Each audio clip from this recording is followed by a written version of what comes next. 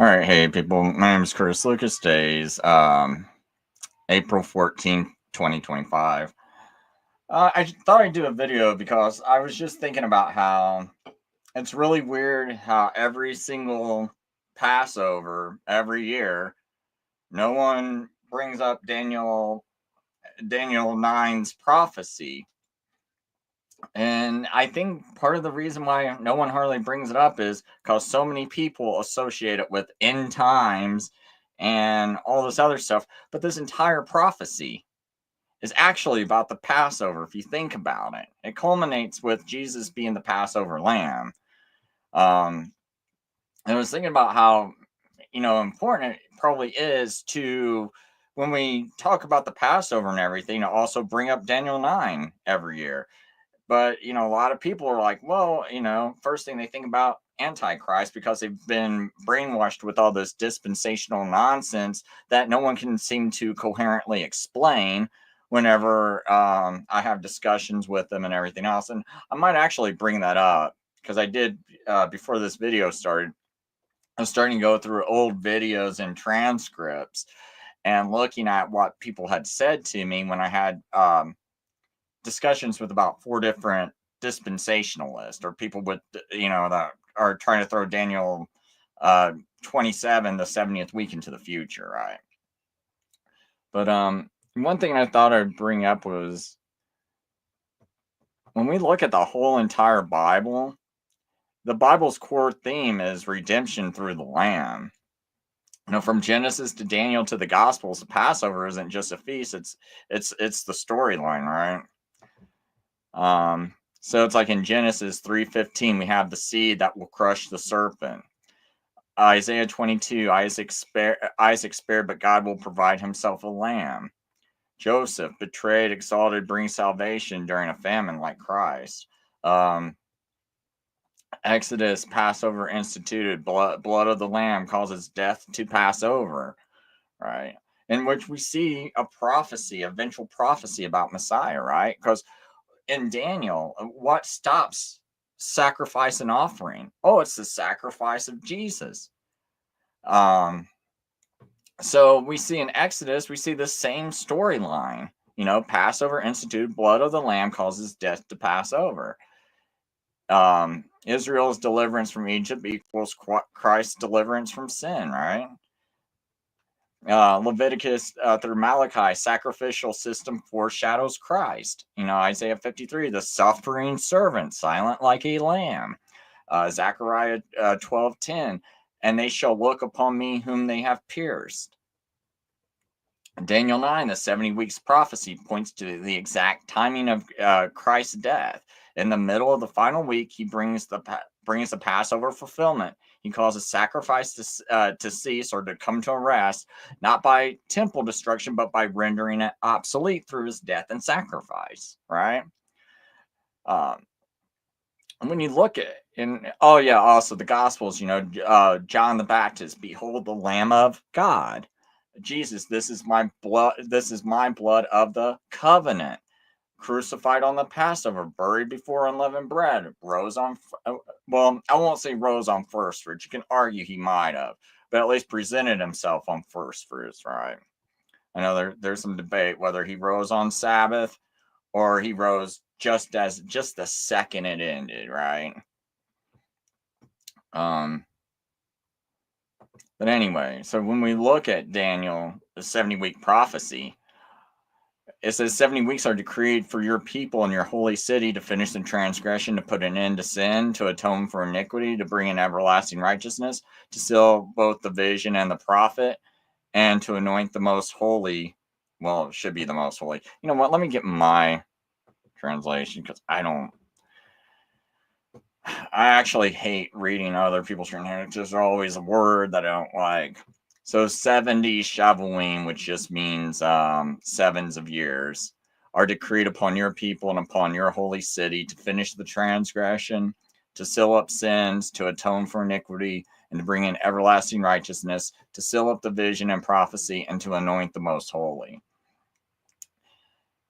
So those things, that sounds like to me everything that can be accomplished with the Passover sounds like a prophecy that's pointing towards the Passover, just like most of the books of the Bible are focused around ultimately Jesus Christ, right? It's like all pointing towards Jesus Christ,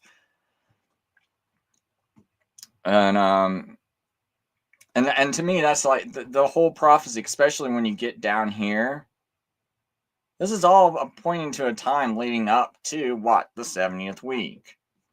Because in the 70th week, this word confirm a covenant, and I'll get into this in a minute, the deeper meaning of this. But right here, if you read the Hebrew, you have the word berit for covenant and higber for confirm. And higber does not mean make or create. It means strengthening something that's already existing. So you can't say this is about some antichrist making a peace treaty with someone and then breaking it. No. And this word covenant, berit, it's always used in some kind of like a holy covenant fashion with God and his people. So to say this is about an antichrist, you're really just you're really pushing it. You're really twisting the scriptures, especially when you add up the 490 years and you add it up to Artaxerxes' decree in 457 BC, and you add 490 years to it, you get 34 AD. And then the final 7 years between 27 AD and 34 AD. Well, we can look in the middle of that and we can see that, hey, Jesus actually did get crucified. And what it did was it caused sacrifice and offering to cease. Now, that doesn't mean it ended just like that. No, no, no, no. When it says shall cause it to cease, that doesn't mean an instant ceasing. It means that act is eventually what puts sacrifice and offering to rest and ends the need for it, right? That's all that wording in Hebrew is saying. So anyway, so this prophecy, so if you add up the middle of the 7.5 year period. Now, this should start from Tishri of 457 BC. For people unfamiliar with what Tishri is, that would be the first month on a civil Jewish year. And now it's got another year where it goes by the religious figures. That's why it's like a religious calculation of time, where it starts the first month in Aviv or Nisan, and they mean the exact same thing, because it just means like the budding of the budding springtime. It's not like when you use the word Nisan, it's some kind of Babylonian evil name, just because the Babylonians use it as part of Akkadian language, and it means the exact same thing as Aviv. So before people just freak out and have a meltdown on that, that's all that word means. But anyway, so Aviv or Nisan would be the first month of the Jewish religious calendar, but they also have a civil calendar where they count Tishri as the start of like the year. That's why they blow the horns on the first of Tishri and all that, because it's signifying a year, right? The new year. And also, this is when you read. I'll have to figure this. I can't remember if it's in Leviticus or Deuteronomy, but they talk about this like sabbatical cycle of your Shemitah cycle, where you have like a 7 year period of time. And when they count this 7 year period of time, it always starts in Tishri. And so I just go by that to figure out this prophecy and start from Tishri of 457 BC. And then when I arrive at Tishri of 27 AD, now I start this final 7 year period, and it says in the middle of the 7 year period, so that would be 3.5. So if it started in Tishri, then the middle part of that period would be right at Passover. So it's pointing right at Passover, because guess what? 3.5 3.5 years later puts it right in the month of Aviv or Nisan, because that's It's the first month on the religious calendar, but it's the 6th month if you go by like a civil calendar, right? So, and that word for middle there in the Hebrew, that means like almost right in the exact middle. Because I've had some people that are Hebrew roots that have flown off the handle at me for saying, "Oh, Jesus got crucified in 3180," and they go, I think they believe it has to be like 28 or 2980. I think it's 2880 or something like that. They try to argue for, and then but it's like no, because in the Hebrew it says middle. So that means it's got to be 3.5. That means it's going to be dead in the middle of the year. So you have a prophecy that actually points to the Passover date because it's pointing to that month of Nisan. So now when we see that the month of Nisan also has the Passover in it, and we know that Jesus is the Passover lamb, and that when he gets crucified, he ends sacrifice and offering. Daniel 9:27 is actually pointing to the Passover and Jesus being the Passover lamb. So that's one of the points I want to make, because it's like people seem to want to make this about an antichrist, but there's something very particular about this when it says middle of the Shavua. Oops, should put middle of the. Oh yeah, I did that right. Thought I had a typo in my translation. So anyway, this is a translation I made to put in my book because I didn't want to have to.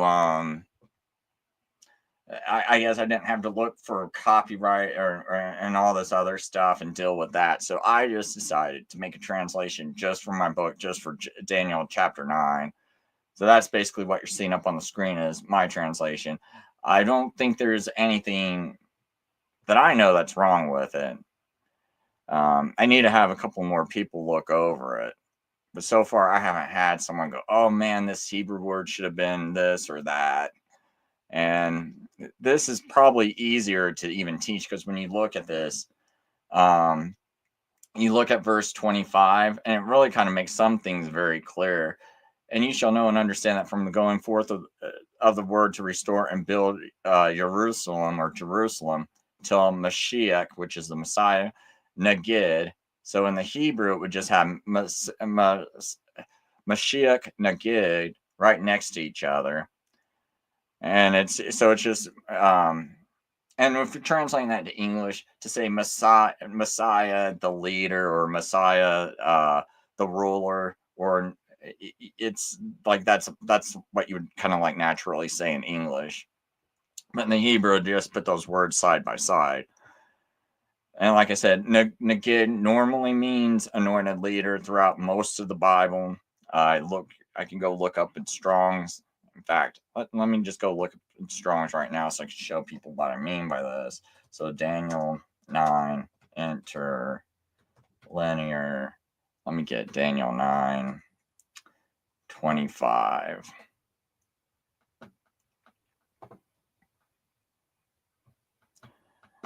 So we're going to say that. So it says, therefore, know for going forth the commandment to shall be Messiah the Prince. So right here we see that word Nagid. So when we click this, I just want people to know I'm not. Now maybe Strong's might be wrong. Maybe I might be wrong too, since I'm kind of looking at Strong's. But it says this term Nagid is used in the Hebrew Bible to denote a leader or ruler, often with a connotation of divinely appointed authority. So I'm not making this up when I say that word normally means divinely appointed authority, right? And it says often with a connotation of divinely appointed authority. So maybe not every single time, but normally. So if it normally or often with that connotation, then when we read this translation, and you should know and understand that from going forth of the word to restore and rebuild Jerusalem until Messiah the leader. So that would be anointed leader. If you get down to verse 26, which they like to say is about a lot of dispensationalists and other people like to say it's about the Antichrist, we see the same word Mashiach, right? for Messiah shall be cut off and have nothing, and the city and the sanctuary shall be destroyed by the which is the people, shall be destroyed by the people. Oops. It's not ethnos, though. Should be. I actually needed. But anyway, of the nation of the coming Negid, or the people of the coming Negid, the anointed leader. So if this is an anointed leader up here, a divinely, wait a minute, I think it should be a divinely appointed. Divinely appointed authority. I want to make sure I change that in translation.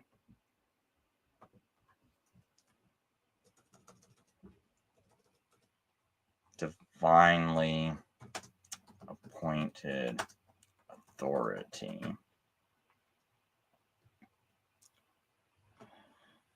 So if we see that this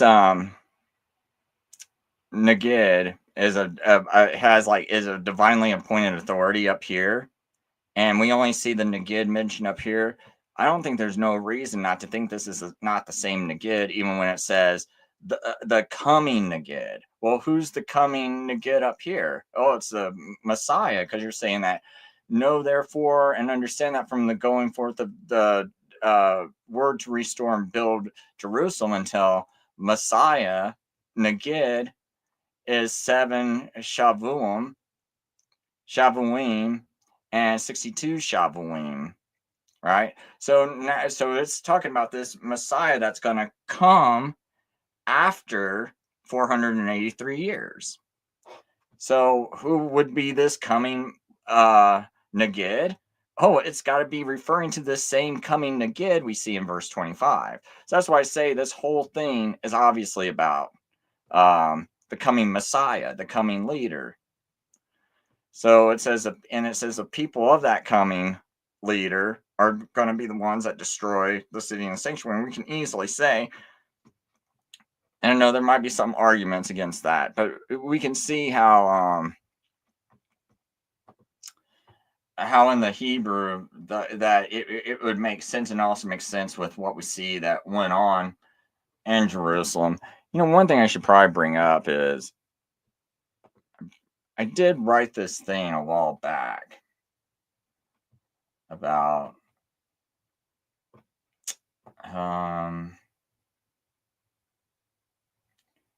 I don't know if I can readily find it.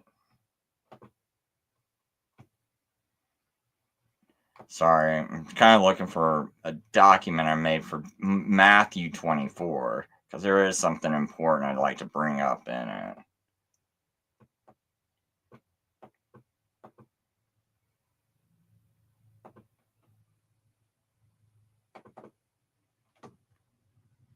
So, okay, I found the document.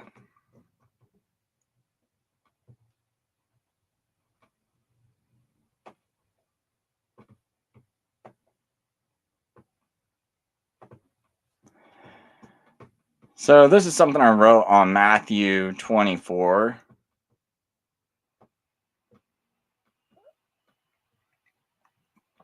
Because it's Matthew 24, we see a prophecy about Jesus and about the tribulation and everything. And probably should have wrote this a little bit differently. In fact, I need to go back to Matthew 24 so I can show something a little bit more clear.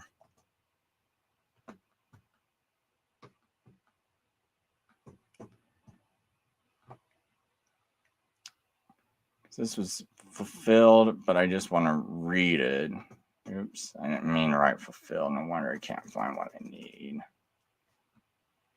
I'll just do New King James just for the sake of quickness.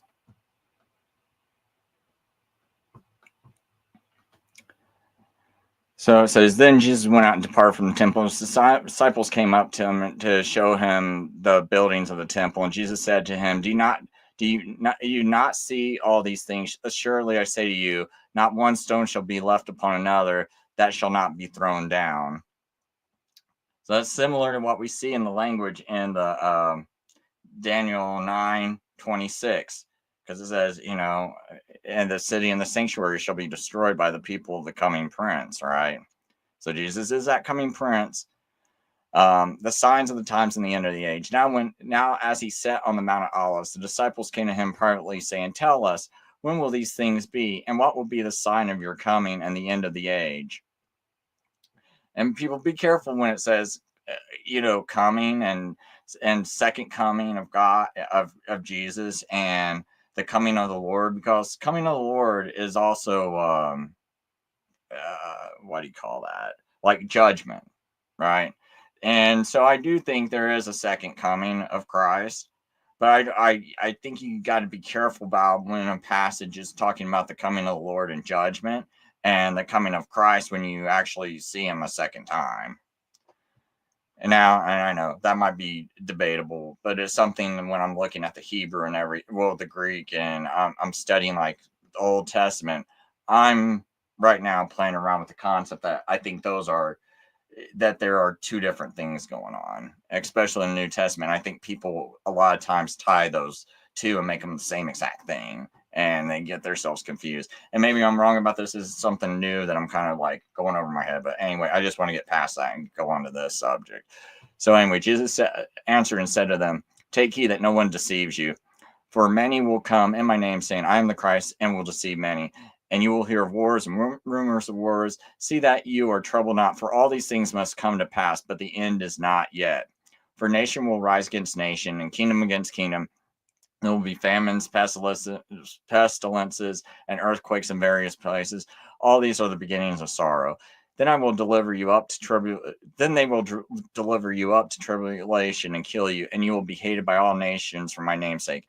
And many of them will be offended and betray one another and hate one another. And many false prophets will rise up and deceive many. And because the lawlessness will abound, the love of many will grow cold, and he who endures until the end shall be saved. And the gospel of the kingdom will be preached in all the world to all the nations. Then the end will come." Now, I guess it's mainly this part I want to focus on, because maybe you can argue that stuff up there can go on until, Jesus's actual, second coming bodily. The great tribulation. Therefore, when you see the abomination of desolation spoken of by Daniel the prophet, staying in the holy place, whoever reads this, let him understand. Then let those who are in Judea flee to the mountains. Let those who are in the housetop not go down and take anything out of his house. And let him who is in the field not go back to get his clothes. But woe to those who are pregnant and to those who are nursing babies in those days. And pray that your flight not be in the winter or on the Sabbath. And then there will be great tribulation, such as never been since the beginning of the world until this time, nor shall ever be. So this is kind of the part where I want to focus on. And then I'll just finish. Unless those days be shortened, no flesh would be saved. But for the elect's sake, those days will be shortened.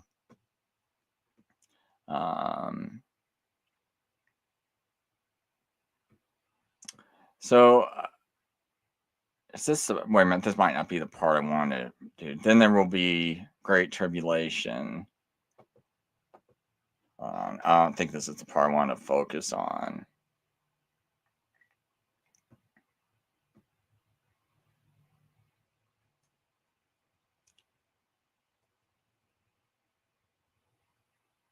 Oh boy.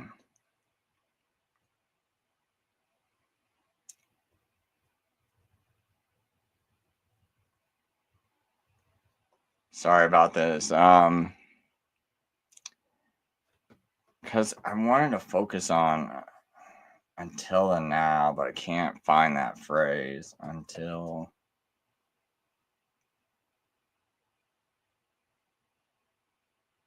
Oh, yeah, it is this one. I'm sorry, I'm using like a different translation. Kind of throwing me off. For then there will be great tribulation, such as not been since the beginning of the world until this time, nor shall ever be. Well, this word right here, Matthew 21.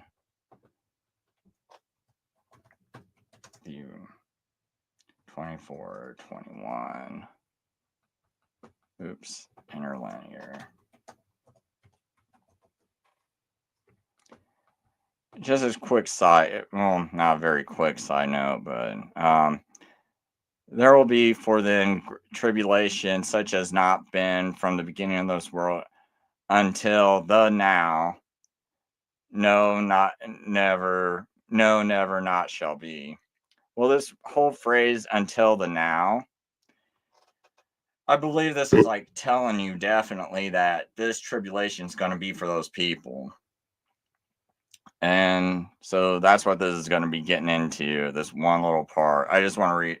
I know I'm kind of going all over the place a little bit, but I'm not going to be able to do a whole bunch of videos. So I'm just trying to get a whole bunch into one video. Sorry. Anyway, Greek grammar. That preposition meaning until or up to, um, a definite article often functioning to add specificity specificity to the following word or the phrase, a temporal adverb meaning now or the present moment. When vuv is preceded by the definite article to, it often elevates now into something more specified or emphasized, like the current moment or even the one now. This is distinct from the simple use of nin. Oops, I'm sorry, nin. Without the article, which could mean a more general now, without special emphasis. So the phrase until the now could be translated in a few ways. Until the now, until this present moment, until the one now, emphasizing the now as a unique or defining moment in time. The use of the article does suggest that Jesus is pointing to something specific, possibly the events he is describing as imminent or unfolding. This supports the argument that translating it as the one now is appropriate, as it emphasizes the climatic nature of the events. So what I'm trying to point out to is I think the way that Greek wording is, he's meaning like he's talking about the tribulation that they're about ready to go through. And which I'm saying is 70 AD, the destruction of the temple.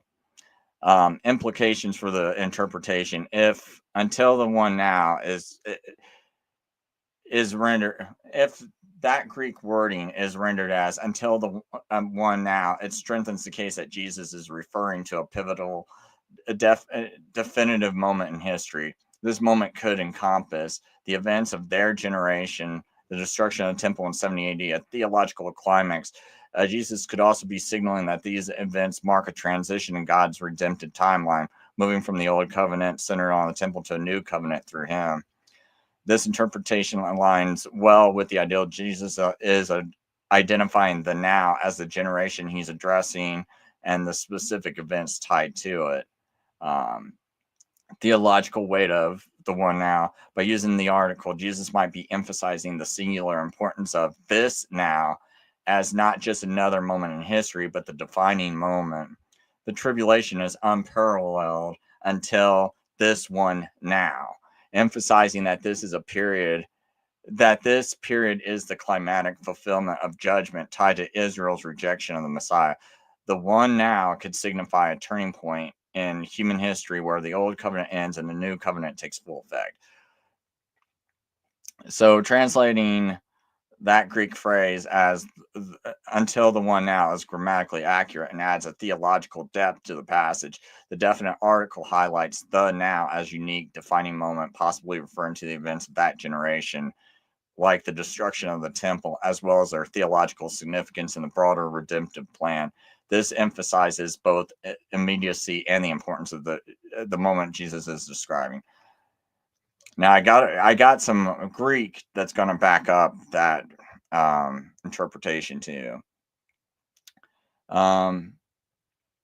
So to say this generation is referring to the specific generation alive during Jesus' time is consistent with how the Greek phrase is generally understood in the New Testament. Let's explore this further.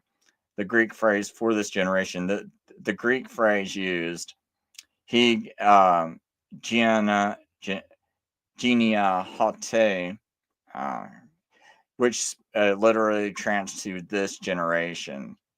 The word genea most commonly refers to a group of people living at the same time, often spanning roughly 30 to 40 years. It can mean a group connected by lineage, but its most straightforward use is temporal, referring to a contemporary group of people.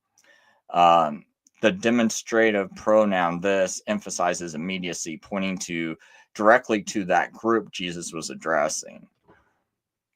In its plain reading, it refers to people alive during Jesus' ministry. Usage of this generation in the Bible.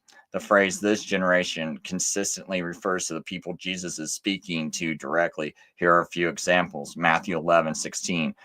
But to what shall I compare this generation? It's like children sitting in the marketplaces. Here, Jesus critiques the specific group of people alive in his day for their rejection of John the Baptist and himself. Matthew 12, verses 39 through 42. An evil and adulterous generation seeks for a sign. Again, Jesus is addressing the people of his time, rebuking their demand for signs despite witnessing his miracles. Luke 17:25. But first he must suffer many things and be rejected by this generation. This clearly refers to people present during Jesus' ministry who would reject him. In each case, this Greek phrase refers to Jesus' contemporaries. There's no indication elsewhere in Scripture that it should mean something other than that specific group alive during that time.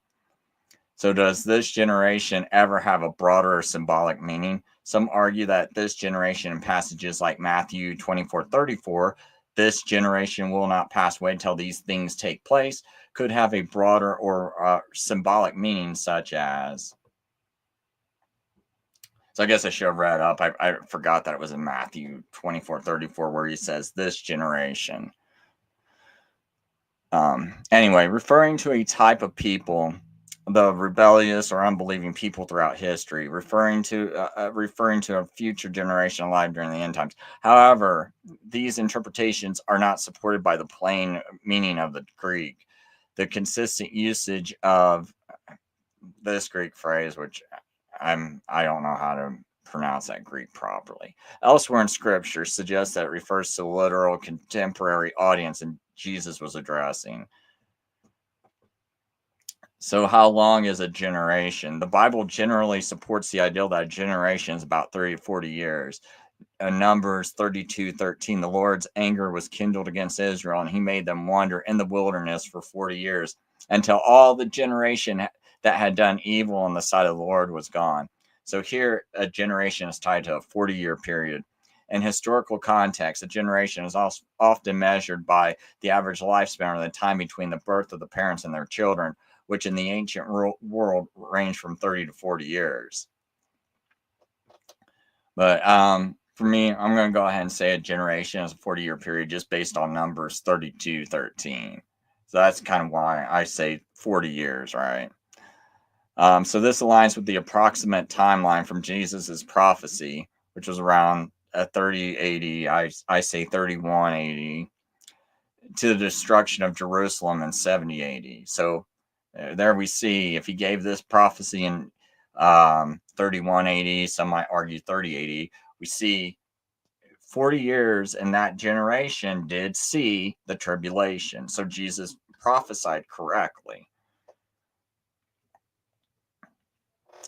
So the conclusion is there's no compelling reason to think that this generation means anything other than the specific generation alive during Jesus's time, especially given the consistent use of the phrase elsewhere in the Bible. A generation in biblical terms typically spans 30 to 40 years, which aligns perfectly with Jesus's prophecy about the destruction of Jerusalem occurring within that time frame. Interpreting it symbolically or as referring to a future group requires reading into the text beyond its plain meaning. So plain meaning, yes, it basically says this. So I find Jesus's words a bit peculiar when he says until now, until the now. I should say until the now, because that's what the Greek actually says. Well, I should say, I did say that, until now. Well, I should say until the now, because the use of the definite article, I wonder if it's normal to say that It's before the Greek word now. So, anyway, I think that's a note I didn't mean to read. One thing to notice about the phrasing in Matthew 24:21 and the potential implications of the definite article before nen, now, the way Jesus says until the now is indeed peculiar. And this phrasing could be intentional to emphasize the significance of the moment he is describing. Let's analyze this carefully. So, the uniqueness of until the now, the definite article, too. The use of the definite article is not grammatically necessary before nen, which means its inclusion serves a purpose. By saying to nen, the now, until the by saying to nen, the now, Jesus might be marking this moment as specific, defining moment in time. It adds weight to now, elevating beyond general reference to the present. Contrast it with normal Greek usage. Normally, Greek could simply say until now to indicate everything up to the present moment. However, the addition of to shifts the focus. See, because in that Greek phrase, it just says until now, but Jesus said until the now.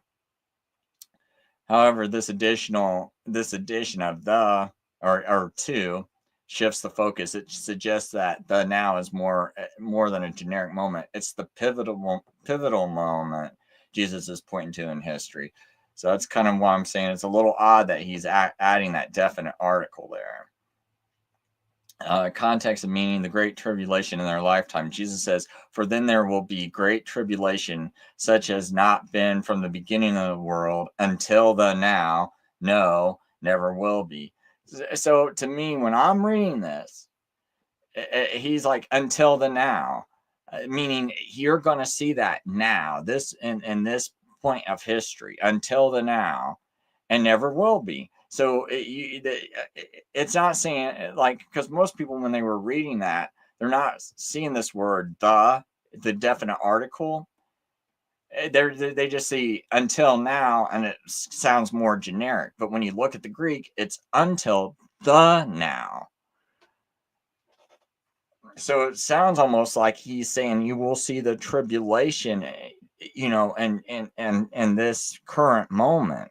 And this tribulation you will see in the now will be greater than any tribulation at the beginning of the world or ever will be after this point. This peculiar phrasing does seem to support, I was using AI here. So it says, does seem to support your interpretation that he is describing an event occurring in their generation. The reference to the now connects the unparalleled tribulation directly to the time Jesus is addressing, making it clear that this is something imminent. Emphasis on immediacy. By saying until the now, Jesus appears to be anchoring the tribulation in the history of that specific time. He's not just talking about a generic future event, but a climatic, imminent event for those listening.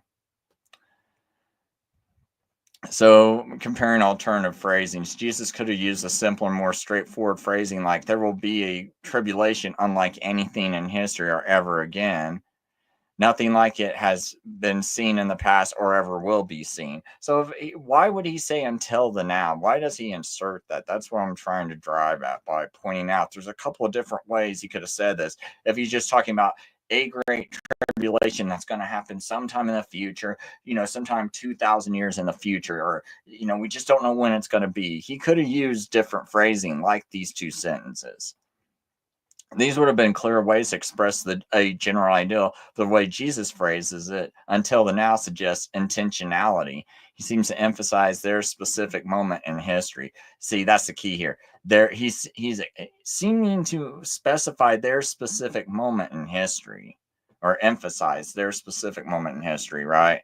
That's how I'm taking this phrase.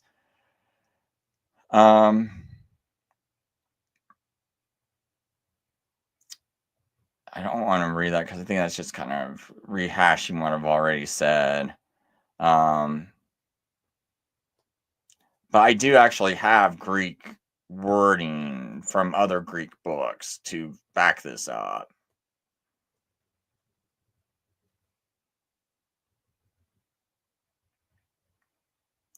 Those are just claims people make about that being a future group. You know what? Here, because I might as well read this because I know people are probably thinking some of this stuff. So, because some people will argue this generation refers to a future group, some claim and argue that this generation does not refer to the people Jesus was speaking, but instead to a future generation that will experience the great tribulation. Reasoning behind this view, they claim that generation could mean a kind of people, such as a rebellious or wicked people throughout history. Alternatively, they argue that Jesus is referring to the generation alive during the end times when these events occur. But consistent usage of this generation, uh, um, in every other instance where uses this exact phrase, he's always referring to the people of his time. For example, and I've read these earlier, Matthew 11:16, Matthew 12:41 through 42, and Luke 17:25. Because I've already read this earlier, I don't want to read it again.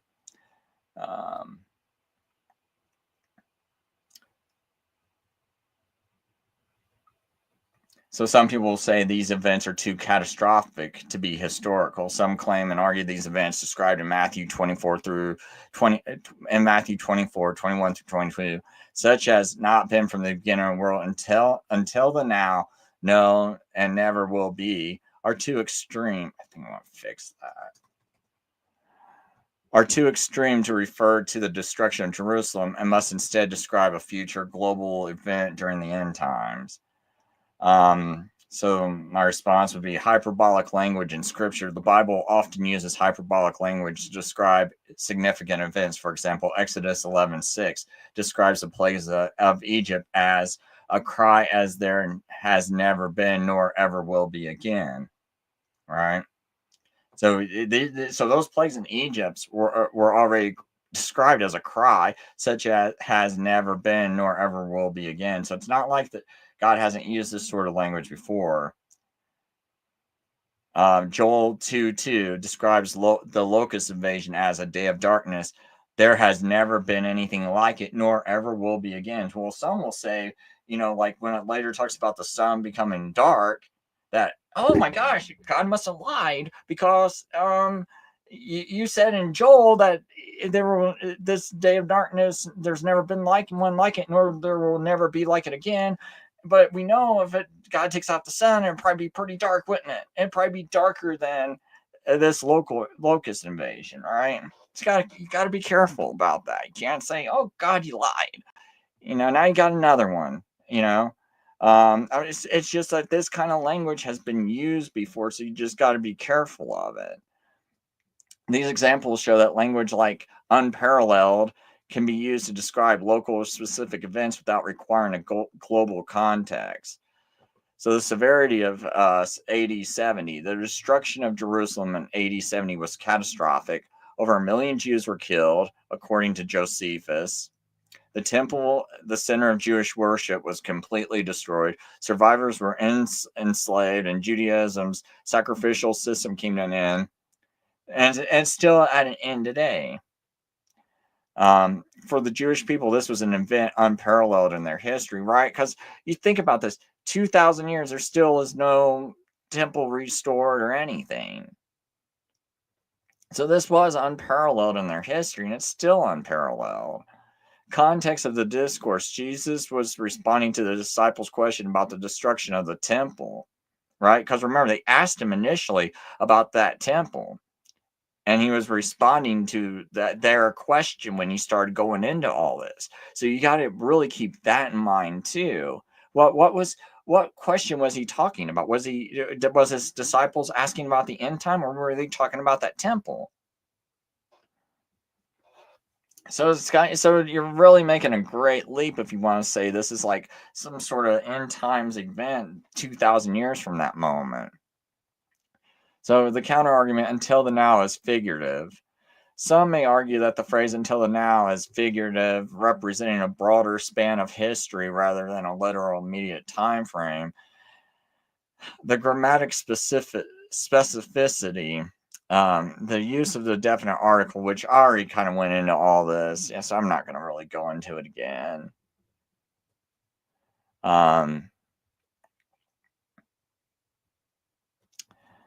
So sometimes some people may argue Jesus is referring to the final judgment. Others argue that Jesus is describing the final judgment or the end of the world, not events tied to 70 AD. So, and some might even argue for a dual fulfillment view, while parts of the Olivet discourse may have a dual fulfillment. The immediate context is focused on the destruction of the temple, which the disciples specifically asked about in Matthew 24, verse 3. The primary fulfillment lies in their generation. I would never say this is about dual fulfillment.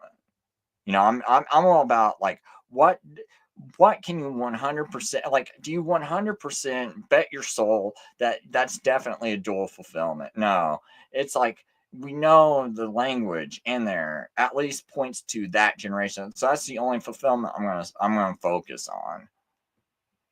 So a shift in time frame, the language shifts later in the discourse. Matthew 24:36, when Jesus speaks of that day and hour concerning the second coming, this suggests a transition from near-term events 70 AD. Well, maybe. So how to respond to those things, those claims? Context and plain meaning. Jesus consistently uses this generation. All right, so I don't even know how you would say it's dual fulfillment when he consistently uses this generation to refer to. So how can that have a dual fulfillment when he says this generation? Are those people going to be resurrected and have to do this all over again? So he's talking about this generation. So that's why I also say it's a single fulfillment and leave it alone. Leave the text alone. To refer to his contemporaries. Without clear contextual or grammatical justification, there's no reason to assign this a symbolic or future meaning. And then we know about the historical fulfillment of what happened in Jerusalem in 70 AD. And then we also know about the phrase until now. Okay, and yeah. So are there any examples in the Greek literature that we can use to drive home this point about the phrase until now? So to drive home the significance of this phrase until the now and its implications, we can look at parallels in both biblical usage and Greek literature. While the exact phrase is not commonly used elsewhere, its components, the definite article plus the temporal noun, similar constructions provide solid foundation for this argument, right?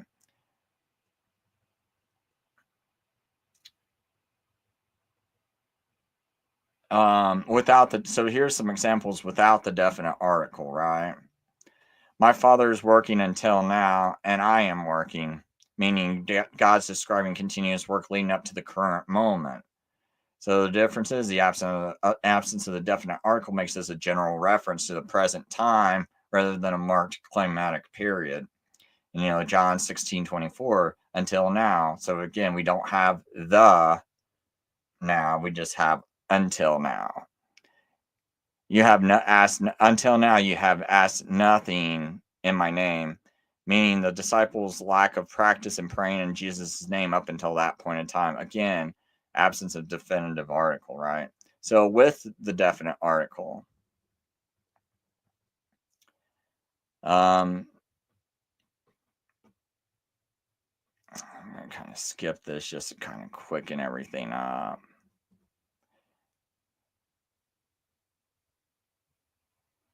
So in Greek literature, the inclusion of the definite article with temporal markers like now or today often emphasize a pivotal specific moment rather than an ongoing period. For example, so now we got Greek literature to back up what I'm saying. Thucydides. Sorry if I'm mispronouncing this. Thucydides or Thucydides.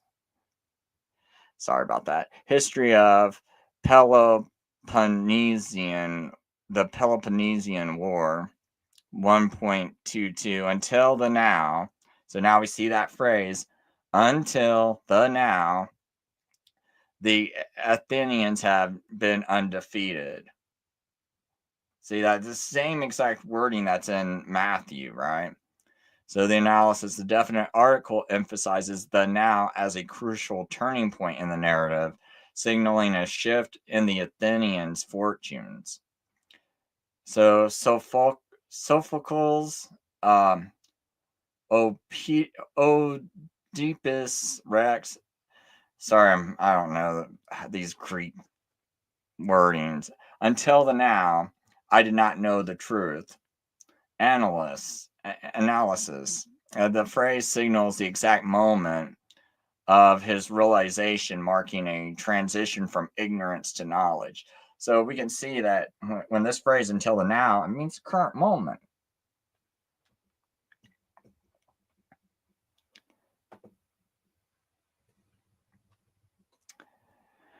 So connection to Matthew 24:21. In both biblical and literary contexts, the use of the definite article with a temporal marker draws the attention to specific climatic moments in history. Jesus' use of until the now in Matthew 24:21 parallels this technique, highlighting the moment of tribulation as the defining point in history up until that time. Hyperbolic language and prophecy. The phrasing until the now also serves to anchor the statement within the framework of biblical hyperbole, emphasizing the unparalleled nature of tribulation. Similar phrases occur in Daniel 12:1. There will be a time of distress such as never not happened from the beginning of nations until then. So me personally, I'm also linking Daniel 12:1 back to that also. Um, Parallels both Daniel and Matthew's use of hyperbolic language to describe unprecedented suffering tied to specific historical events. The use of until then in Daniel has the same function as until the now in Matthew to mark a climatic moment in history.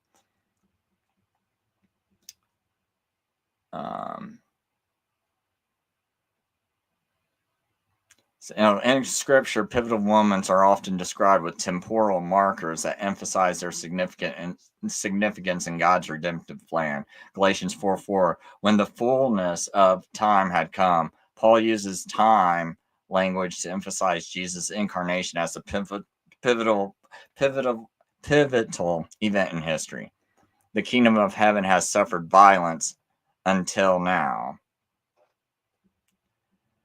Here, until John sorry, I said until now. The kingdom of heaven has suffered violence until John. And here, until John marks a defining moment of transition between Old Covenant prophets and the arrival of Messiah. So, basically, I think I've made a pretty strong. I don't think I have to read anything else up here. I'm just looking it over just to make sure. Oh, Greek words for now and present. Because he could have used the word anestos, right? Present. Why did he use now? So the word used in Matthew 24:21, until the now, it specifically means now, emphasizing the current moment in time. But anestos, and this is the Greek word for present, often referring to a current condition or era. Things present nor things to come. Right. No, sorry. For example, Romans 8:38. For I am convinced that neither death nor life, nor things present nor things to come. So, it doesn't say things now. They use the word present.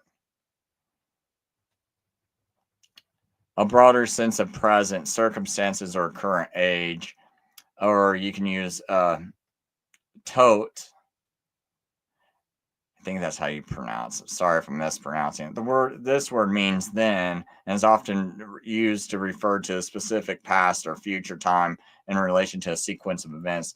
For example, Matthew 24:30, then the Son of Man will appear. Why this matters for Matthew 24:21, the word none, especially with the definite article, emphasizes a specific immediate point in time. If Jesus simply wanted to refer to the present age or present circumstances generically, he could have used the word anestos. The fact that he uses the word to noon suggests that he suggests intentionality in marking a specific moment, and that this is a specific moment that is pivotal in history. Sorry, I need to get a drink. So someone might argue that until the now simply means until the present. However, this interpretation is weaker for a few reasons. The definite article turns noon into the now, pointing to a specific moment rather than a generic present. Different word for present era. If Jesus wanted to describe the present era or age, the more natural choice would have been anestos, seen in Romans 8:38. So it seems like the choice of noon, the now, is pointing to a specific point in time rather than a broader time frame. So I think that's enough of that, because a lot of people probably lost their attention span as I'm going through the Greek. But I just think that's kind of important because that all relates back to the Daniel prophecy.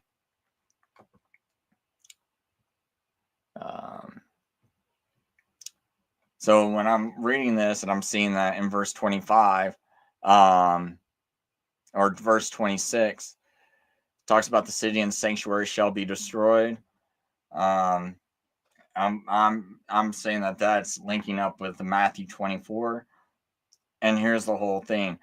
Jews, if they know this prophecy, all their ways of interpreting it, the ones that reject Messiah, it's a very nonsensical way they're interpreting the prophecy, because they are doing the same thing a lot of dispensationalists are doing, where they're coming up with these like time markers that aren't making much sense. Because when they try to add this up with Cyrus, it doesn't make sense to me, because what happened 490 years later, and what's that period if you try to use Cyrus releasing the Jews? And there's also that problem with it happening after this prophecy. Daniel's being given this prophecy after Cyrus has already released the Jews. And it says that 77s are decreed upon your people, upon your holy city, to oh no, this is the verse I'm looking for. And you shall know and understand that from the going forth of the word to restore. But see, if it was Cyrus, it would have already went forth. So you wouldn't say from the going forth. You would say they would probably point to Cyrus's words. It would have like more of a past tense meaning. Hold on. Probably have the AI help me out with this. Like right now, my mind's like going way too fast. I'm getting a little scattered brain.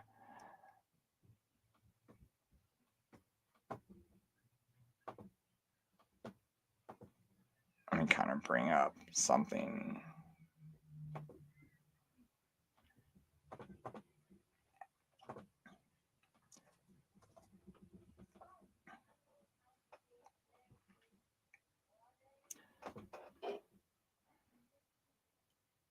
Well, I accidentally typed in my rendering of Daniel 25.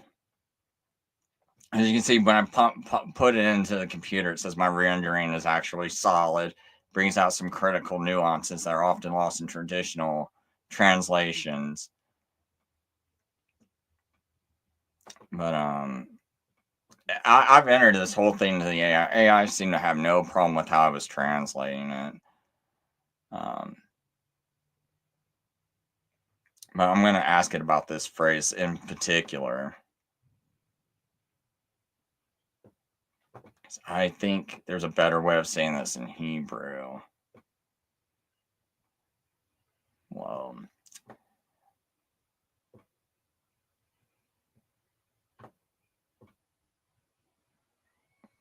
oh, I don't need to see all this. Well, okay.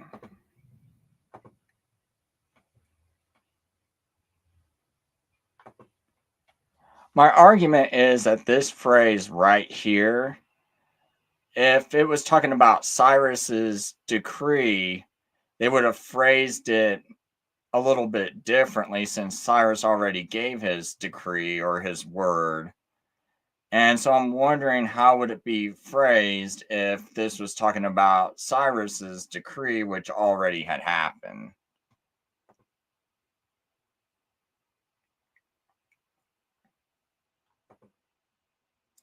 Let's see what I was going to say.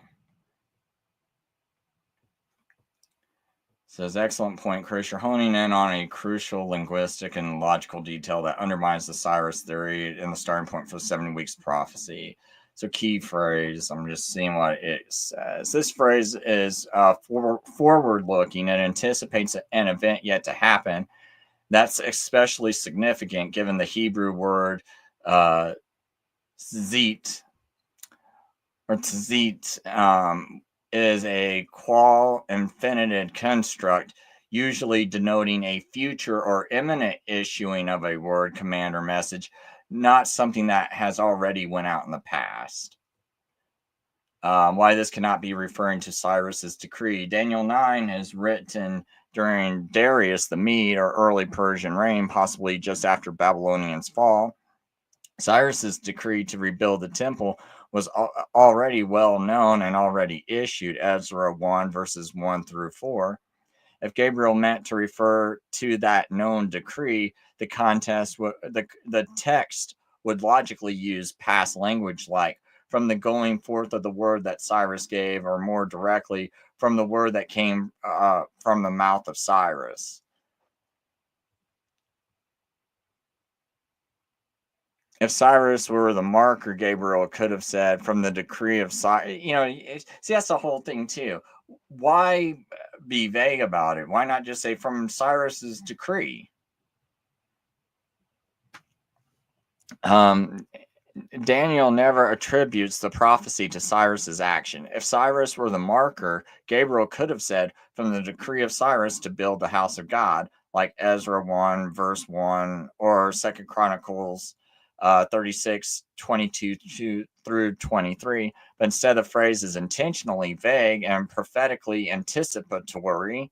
So that's what when I'm reading it, it sounds more anticipatory, right? They're anticipating this, signaling a different and later decree, one that more fully addresses the restoration of the city, not just the temple. See, you got to remember, Cyrus's decree didn't do nothing really. It didn't restore the people. They didn't restore their law. They didn't have their law or their priesthoods restored. All this was done after the decree in Ezra chapter 7, which Artaxerxes gave in his 7th year in 457 BC. And you have a whole chapter dedicated to this decree. So the language points to an anticipated command. If Cyrus's word had already gone out, the more natural way to say it would be from the word that went out. Yeah, why doesn't the Bible use from the word that went out? That would be the great phrasing, right? Or from the command that was already given, or from the command that went out. Doesn't that make more sense? So you guys got to really, really reach and twist. Why are these people so obsessed with wanting to make this about Antichrist? Because it's an obsession. It's like a sick, twisted obsession, spiritual obsession. Why? Because this does nothing good for the Jews to twist the scripture, because it makes you sound like you're a bunch of people that don't know what you're talking about. How are you going to tell them that their Jewish Messiah already came if you guys can't even get your act straight and get the language straight? But anyway, additional problem with Cyrus. This decree was about the temple, not Jerusalem. Cyrus's decree in Ezra 1 verses 1 through 4 focuses on rebuilding the house of the Lord, not the city, streets, or moat. But in Daniel 25, it says to restore and build Jerusalem, street, trench, and trouble and times of distress. So it's a civil and defensive restoration, not just temple reconstruction. But I would also say that, it's also talking about the spiritual restoration, which, because we see that they had to start the priesthood. They had all these different councils and everything that were starting up in that 49-year period. I went over in that in other videos. So something earlier that I brought up was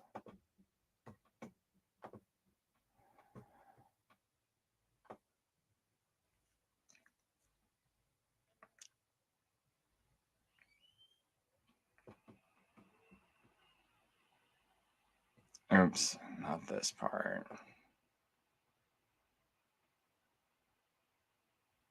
Because I know that some people might just come across this video in the future. That's kind of why I say this part last, because I didn't want to put people through this twice. But that Hebrew word beret, covenant, in Daniel 9:27, always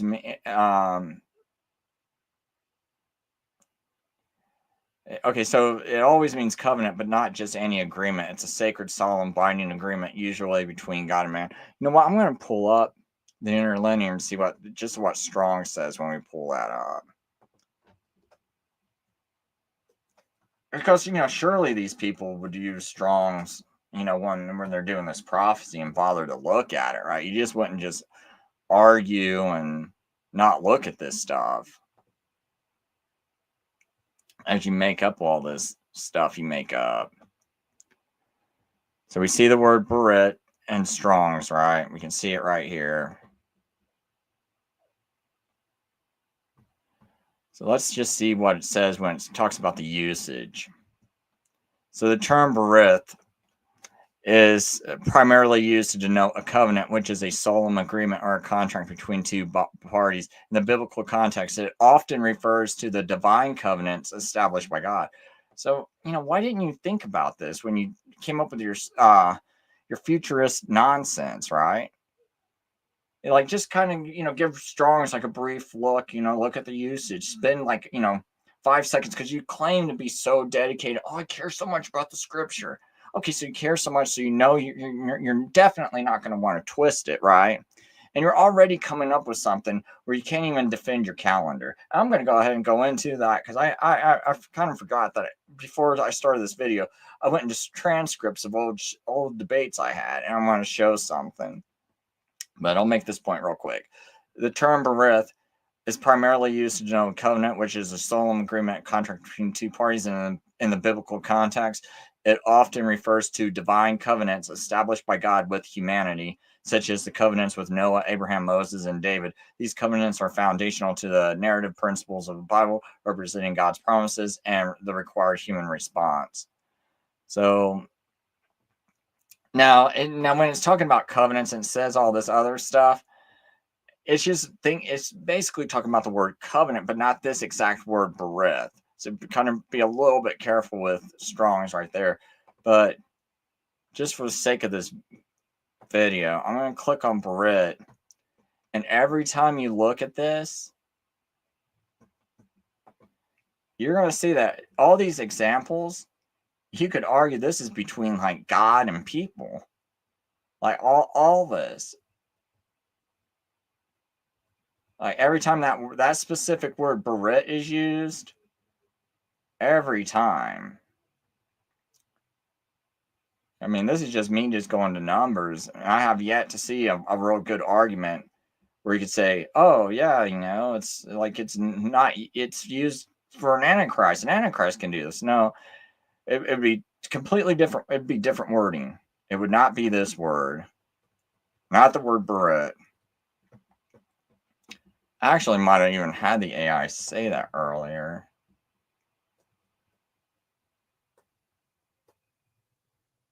Oh, yeah, right. Well, I mean, even right here. Berith's not the word you expect if Daniel meant something like a political treaty, military alliance, or a peace accord. as people claim about the Antichrist, Hebrew has other words for military or political alliances. So here's all the other words for military or political alliance. So you can see those up on the screen. That's what the word you would expect to use. You wouldn't expect that word berit being used. Also, that word confirm. I'll just go to this real quick, just so I have all this in one video. And I know some people won't watch that first video I did anyway. But this other word that they use for shall confirm or strengthen the covenant. So there's a word right here for confirm or strengthen. When it says he shall confirm or strengthen the covenant. So we already know this berit word is almost always used with like some kind of covenant with God. So he shall confirm, strengthen. So let's look at this. The use of the verb higber means make strong, cause to prevail, confirm, but it does not mean initiate or create anew. So this, you can't say makes a covenant, initiates a covenant, creates a covenant. This does not work. That's not the Hebrew word you would use. You would not use higber. So now we have another problem, because this is definitely talking about a pre-existing covenant. So we know Messiah when he's nailed on the cross. So that's another reason why I say this is all about the Passover, because Jesus is the Passover lamb. So when he's nailed on the cross and he sheds his blood and provides the blood for this new covenant, well, this new covenant is actually not like a new creation, but it's a covenant that's strengthened in such a way where it's like new, like made new, like your car is like new, or you would say, or you could take a car and you could modify it in such a way to where it's a new car, but it's still your same car, but someone could say it's a new car and it's still proper to say it's a new car because of the way they modified it. So it's kind of like Jesus's blood did something to this already existing covenant, so much so that it's like a new covenant. But the actual Hebrew wording is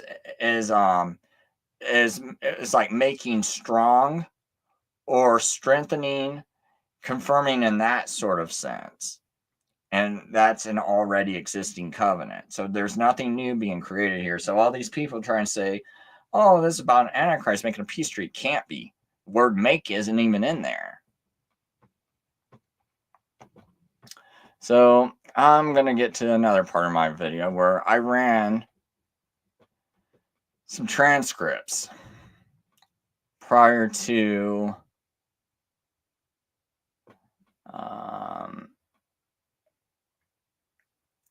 I think debate pattern analysis. So which one would this be? Okay, so I had this debate with Josh Morales, so on YouTube, so people can see what I'm talking about.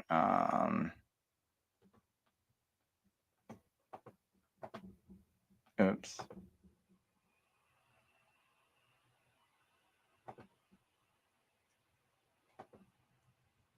So I had debates with two futures so far. Donnie's one of them, and Josh Morales is the other one, right?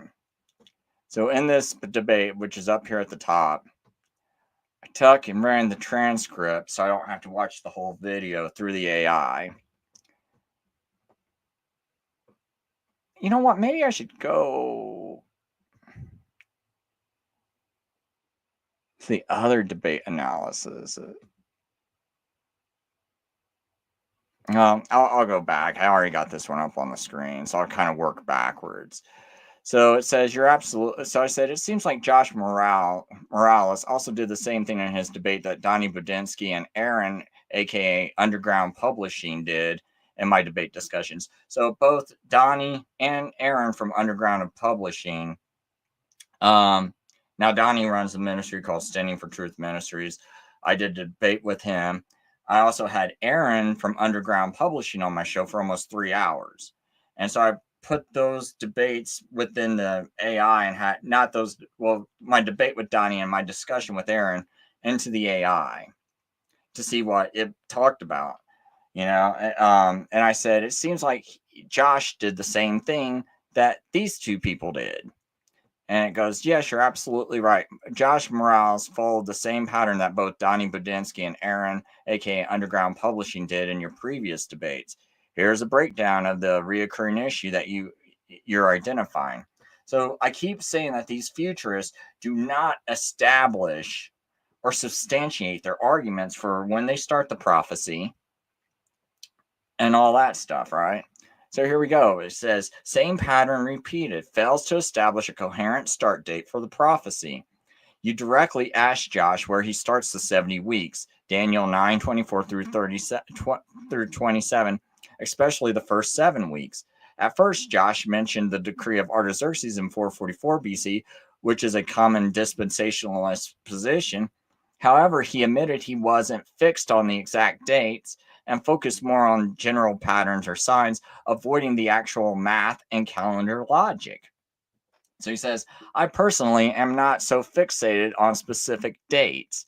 This mirrors how Donnie and Aaron also dodged pinning down a decree date and couldn't defend how the math fits their timeline. So that's my problem too. Their math never fit this timeline. Every time I challenge them, even the AI is saying, yeah, you did challenge them and they never could do it, and they actually dodged it, right? The AI, I didn't say the AI say they're dodging stuff. The AI is the one who said, oh, they dodged it. So all these people who are saying that, whoever defend Donnie or any of these other people, when it comes to this debate and stuff, dude, even the AI, if you just try to be impartial and stop being so judgmental and stuck on your beliefs, and actually pull back your emotions, and just go, hey, I care about actually telling people the truth. Like, I know you're lying kind of personality and character, where you just want to lie, and it's just festering in your body to want to lie against God's word. I know you're stuck on that. But if you just kind of like pull back from that evil spirit, you will see that they never made a good argument for theirs. And I get sick and tired of people saying, oh, they argued, when it's like, I know they didn't. And I feel like I'm getting gaslighted because you people are saying they did something that they didn't do, which is come up with like a reasonable argument. And when I ask you people who defend these people, okay, yeah, why don't you explain this to me then? Because maybe I missed them doing it. You guys can't do it. But you guys go, oh, wow, they did such a good job. They defended it so well. How?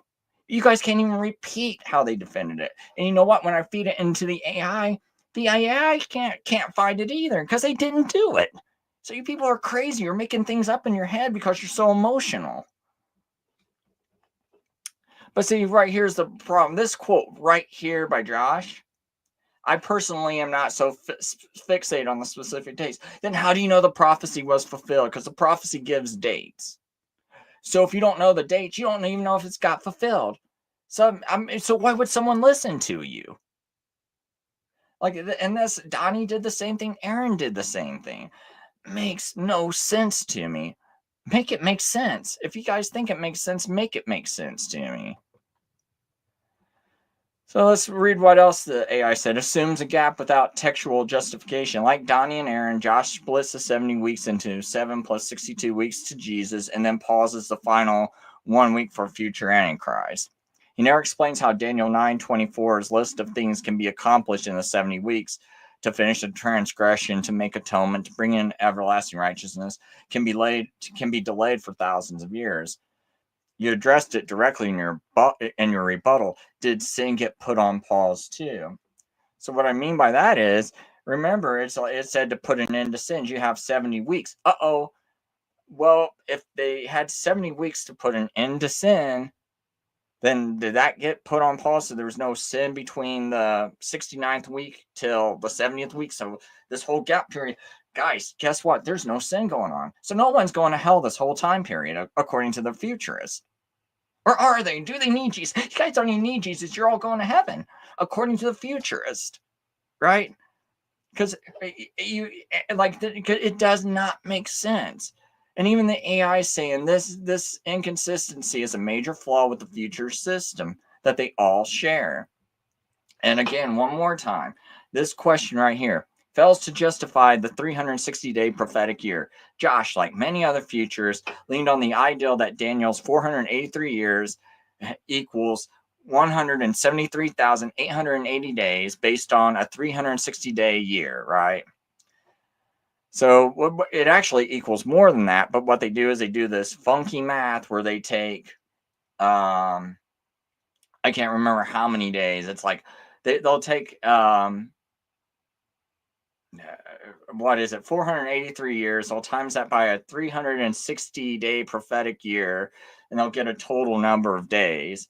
Then they'll divide that by 365.25, which is our current Gregorian calendar, which reduces it down to 476. That way they can slap 476 on 444, 445 BC. I can't remember which date they use. They'll slap that on there and go, see, we get it right on almost to the time Jesus got crucified. But it should be to the day, and it's not. Because when you actually add up to the date, it does not. It falls short of the day. Or, yeah, I think it falls short of the day if I remember right. It's been a while since I've done that. But anyway, when pressed, he couldn't explain where the Bible ever teaches a 360-day prophetic year. See, that's the thing, too, that's driving me nuts. You guys keep saying, oh, there's a 360-day prophetic year. Where is it?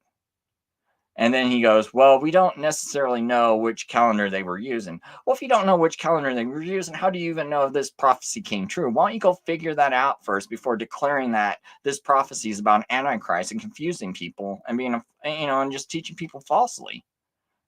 Like this just drives me crazy to no end. It's like, when you write a contract, it's got to have the same exact wording at the time you wrote the contract. You cannot go and have someone sign a contract and then you go change the words afterwards. That's evil and wicked. And now you guys are claiming God's evil and wicked. And no, stop. I mean, it just drives me crazy. Why do you have to claim God's evil and wicked? He's not. He's more honest than man. He doesn't need to rewrite the language of a contract after it's written. And a prophecy is just like a contract.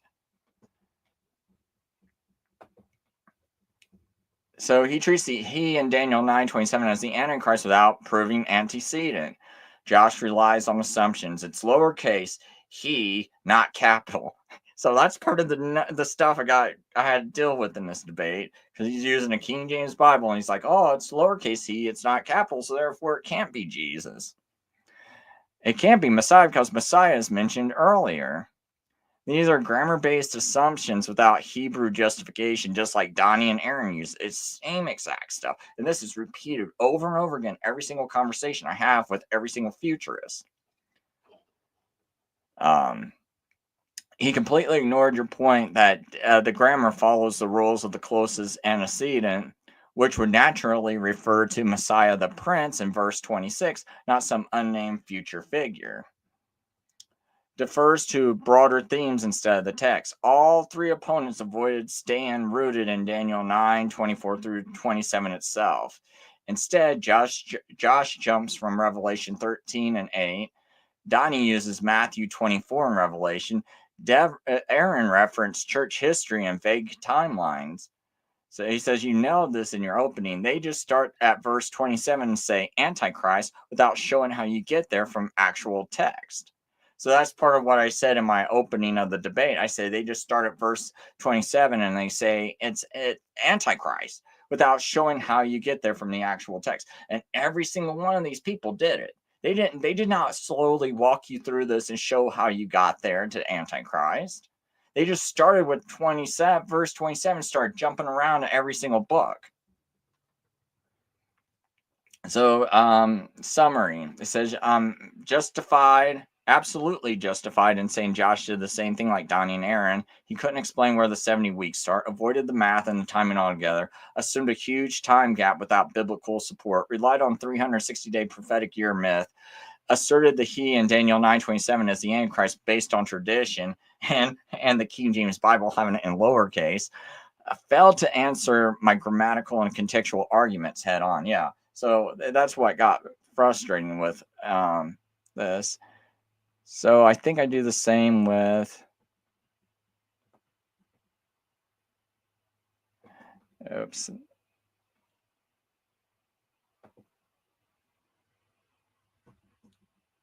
Okay, so here's my comparison with Donnie. So I did the same thing with Donnie. I just fed it the transcript. It says, thanks for sharing the transcript. It's a solid. You know what? Wait a minute. I can have.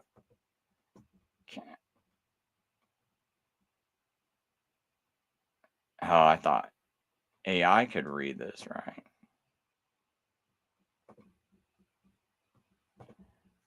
I wonder why I can't have it read it on this desktop. But anyway, I guess I'll just read it. Or wait a minute. I think I can. Yeah, here we go. Thanks for sharing the transcript. It's a solid resource for dissecting Donnie Budinsky's argumentation. From your comment, I can see you're noticing a similar issue between Donnie and Aaron, Underground Publishing. Based on the transcript, you're likely referring to how both, 1, failed to clearly state a decree date or defend one coherently. Donnie never definitively commits to a start date for the 70 weeks. He dances between Cyrus and Artaxerxes, saying there are good points on both sides. But that's not enough when the entire timeline hinges on the correct starting point. Aaron did the same in your other debate. He avoided locking into a specific decree or explaining how his date matches up with the arrival of Messiah and the cross. 2, criticize your timeline, but offer no workable alternative. Donnie calls the 457 BC 31 AD timeline cooking the books and suggests it's retrofitting. But he never presents a start date that lands cleanly on either 31 or 33 AD without major gaps or vague claims. Just like Aaron, he points fingers but never shows his math. You, on the other hand, laid out Ezra 7 in detail, cited papyri and a fall-to-fall calendar, and hit 31 AD in the spring, matching a Wednesday crucifixion, which you linked to lunar visibility data and even the timing of Noah's Ark. Number 3, assume a future fulfillment, but rely on gaps and types with no anchoring grammar. Donnie claims the he of Daniel 9:27 refers to a future Antichrist and leans on the argument that the people of the prince in V26 makes the prince the last antecedent, but he ignores that Messiah the prince was just mentioned and that the subject of the prior actions is still Messiah. Also, he never explains how confirm a covenant, Hebrew gabar berit, would apply to a treaty by a future Antichrist. Something you could press further. Would you like me to help create a time-stamped analysis highlighting when Donnie dodged or failed to establish a decree date, or a chart comparing your structured timeline to his lack thereof? So yeah, that was kind of funny in the debate too. He accused me of cooking the books, and it's like, but I'm explaining how exactly this lines up.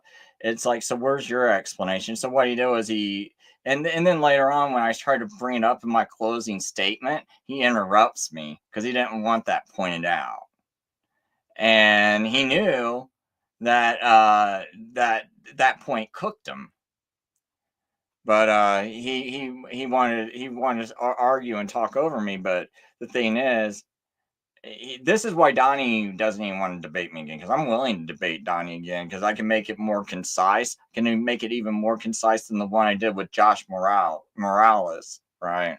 Like I like that debate I did with Josh Morales was a lot better than the one I did with Donnie. It was more concise. I kept the subject tighter, but now I'm going to keep my arguments even tighter and more simpler. And you're not going to be able to get out of this one. Like, you're going to be really hemmed in, and you're going to have to answer this. And if you can't answer it, I win. All right. Because I'm really just tired of all this nonsense continually being pushed. I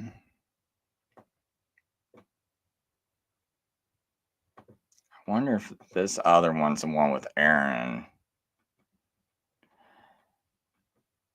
Because I know I did enter it with Aaron. Oh, yeah. So here it is where I give it the debate for Underground. Well, the conversation I had with Aaron from Underground Publishing, which is also on my channel. If anyone wants to go look it up, just type Chris Lucas Underground Publishing, and you should see it, right? In a search engine. So, and Underground Publishing is like the name of his channel, and that's what he goes by. And that's why I put it. Anyway, so in your conversation with, oh, wait, I keep forgetting. I can do this. In your conversation with Aaron, Underground Publishing, he eventually settles on 444 BC, specifically Nisan of 444, as the starting point for the decree. Here's the most direct portion where he states this. I'm going to get 476. Okay, now, my starting point is Nisan of 4444. Nehemiah says Artaxerxes gives him his permission to build a wall. Okay? He goes on to describe calculating 360-day years from that point to arrive at the crucifixion year. So the date he uses is 444 BC, based on the decree to Nehemiah to rebuild the wall. However, it's worth noting that earlier in the conversation, he also lists several decrees. We got the one in 457, and then we got the decree by Artaxerxes in his 7th year, and then the one in his 20th year. So I just take the one that, that's going to land me right around the crucifixion. That implies he's aware of 457. He's aware of 57 BC and other options, but he ultimately chooses the decree in the 20th year of Artaxerxes, which he identifies as 444 BC. Let me know if you want me to. Well, yeah, he's aware of those decrees, but that's not the issue. So this one, I'm going to go ahead and have it read this response. Aaron, Underground Publishing, was unable to provide a coherent or historically grounded argument for his starting date, 444 BC, or for using a 360-day prophetic year. Here's a breakdown of his reasoning and why it fails. 1. His starting date, Nisan 444 BC, is asserted, not proven. Aaron says, my starting point is Nisan of 444. That's exactly when Nehemiah says Artaxerxes gives him his permission to build a wall.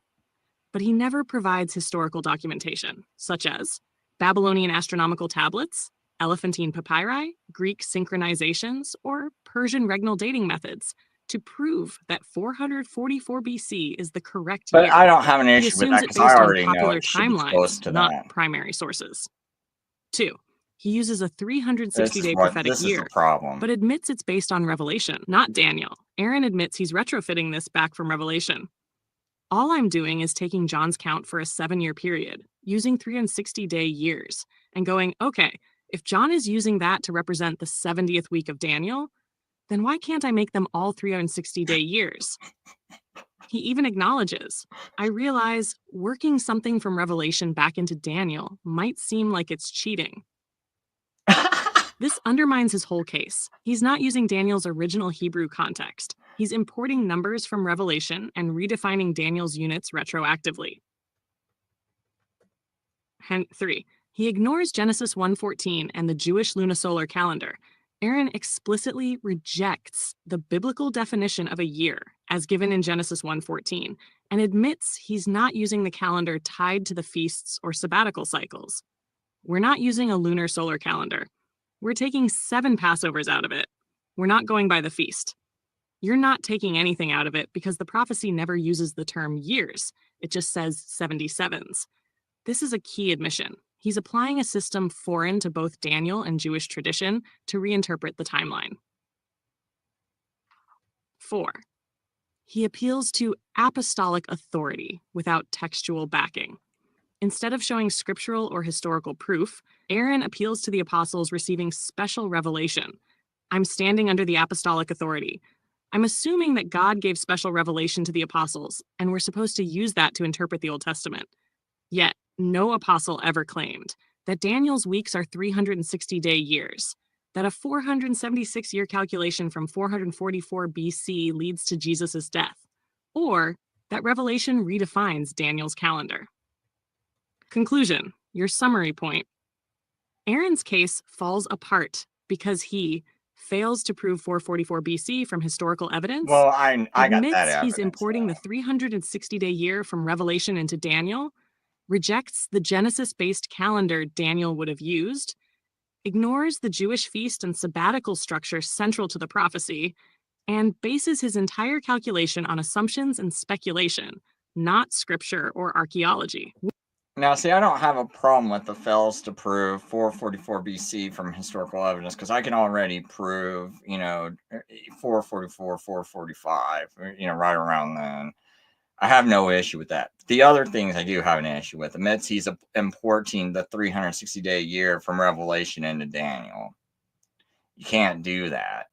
Words got to mean what they mean at the time the prophecy was given, just like a contract. You sign it. You don't get to redefine the contract after you sign it. So you don't get to redefine the words in the prophecy. So those words have to mean whatever God meant them to mean at that time, or else we can just start redefining the whole Hebrew language to modern day Hebrew and just come up with all new kinds of translations if that's the case, So we can't do that. We got to go by what the language meant at the time it was written. Rejects the Genesis-based calendar Daniel would have used. Yeah. So he rejects that calendar, and we don't have any other way of calculating a year. Ignores the Jewish feast and sabbatical structure central to the prophecy, and bases the entire calculation on assumptions and speculations. But up here, there's one thing he said. Oh, what was it? Something key. I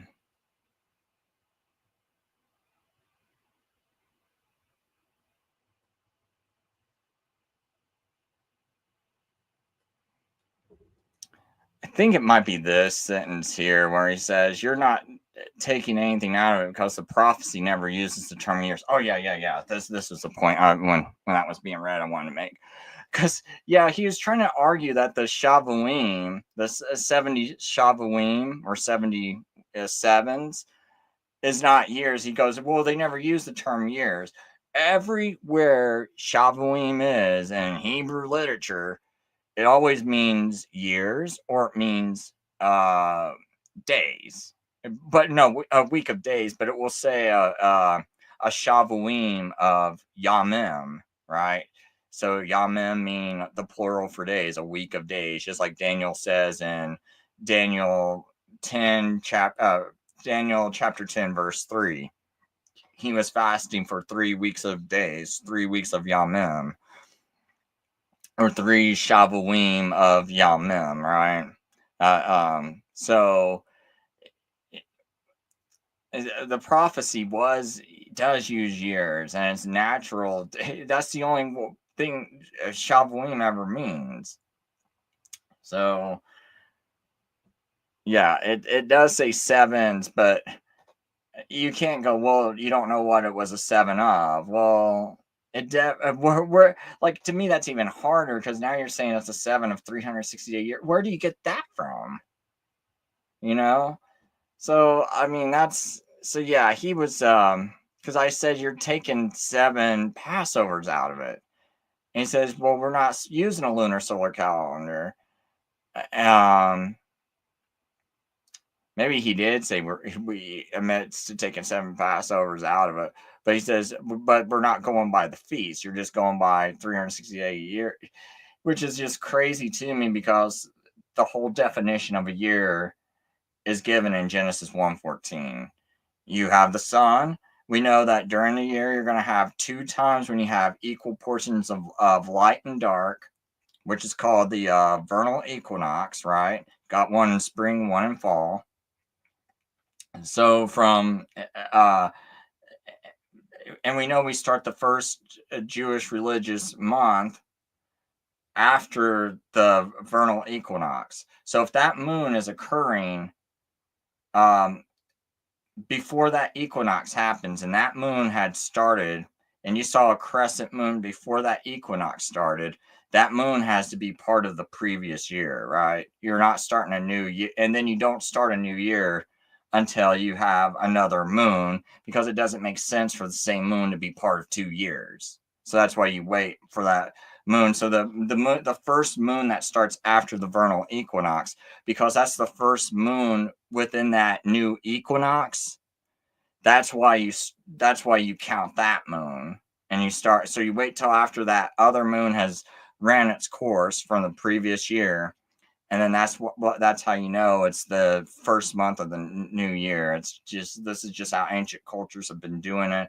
This is recorded for like over 1,000 years of Jewish culture. Had recorded doing it that way, right? I mean, like 1,000 years before the birth of Christ, I believe we got recordings of this. So there's no reason to do this, but I just thought I'd bring up those points, say, hey, this is what basically Passover points to. Daniel 9:27 does point to the Passover. I think I made this case very well.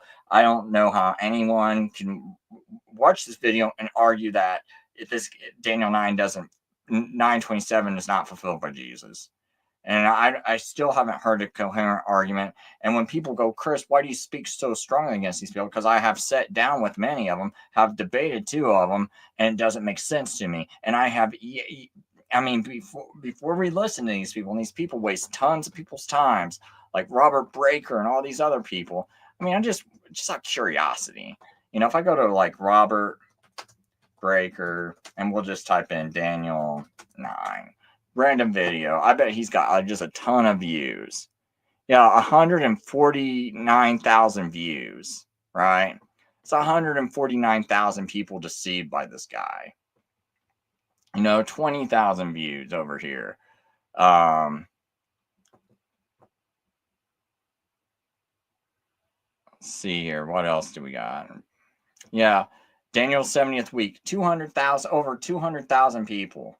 And when people go, oh, Chris, you shouldn't get upset or say these harsh words. What I kind of think about you people is that you don't care enough, and this doesn't bother you. It doesn't bother you to watch people be deceived. It bothers me because I am trying to be nice and go in here. And these people, when I sit down with them, I'm giving them a chance to coherently argue this or coherently present this, substantiate your claims, and they can't do it. And it's like, and I have a lot of people. You see this 200,000 number? Trust me, I've had probably hundreds of thousands of people write me over the course of the past 4 years arguing with me about this, right? Ever since I started speaking more publicly about it, I've had 100 and just angry and all this other stuff. And it's like, but none of you, every single time I give you a chance to coherently go over your view, you cannot establish it. He doesn't even establish it. Tell me where he establishes it in any of his videos. Like, how do you even get this? I mean, like, I'm looking at this chart. It's like, how did you come up with any of this?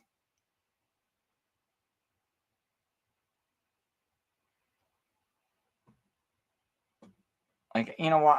I can't see his chart. I'm curious about his chart. How stupid is his chart? I might try to go to this other video because I'm curious about how he.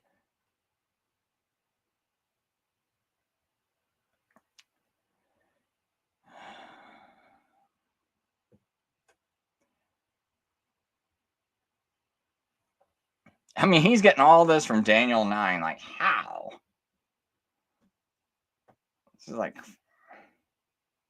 This is really just asserting a lot of stuff on it. But I'm just kind of curious, like, where's his dating methods?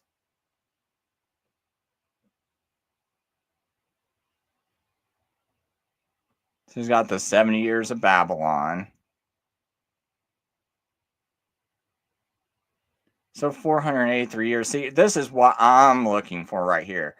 We're 483 years. I know you're starting with Artaxerxes' decree in his 20th year, which is around 444, 445 BC, wherever you guys started from. I'm kind of curious, like, how did you get that math done?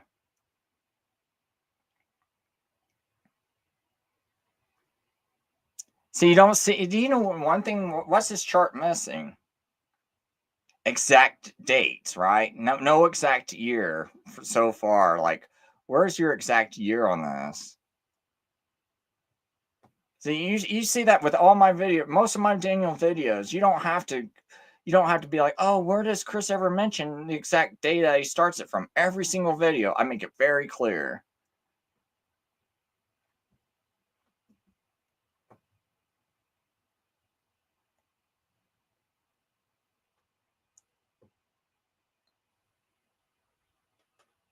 I'm trying to figure this out, man.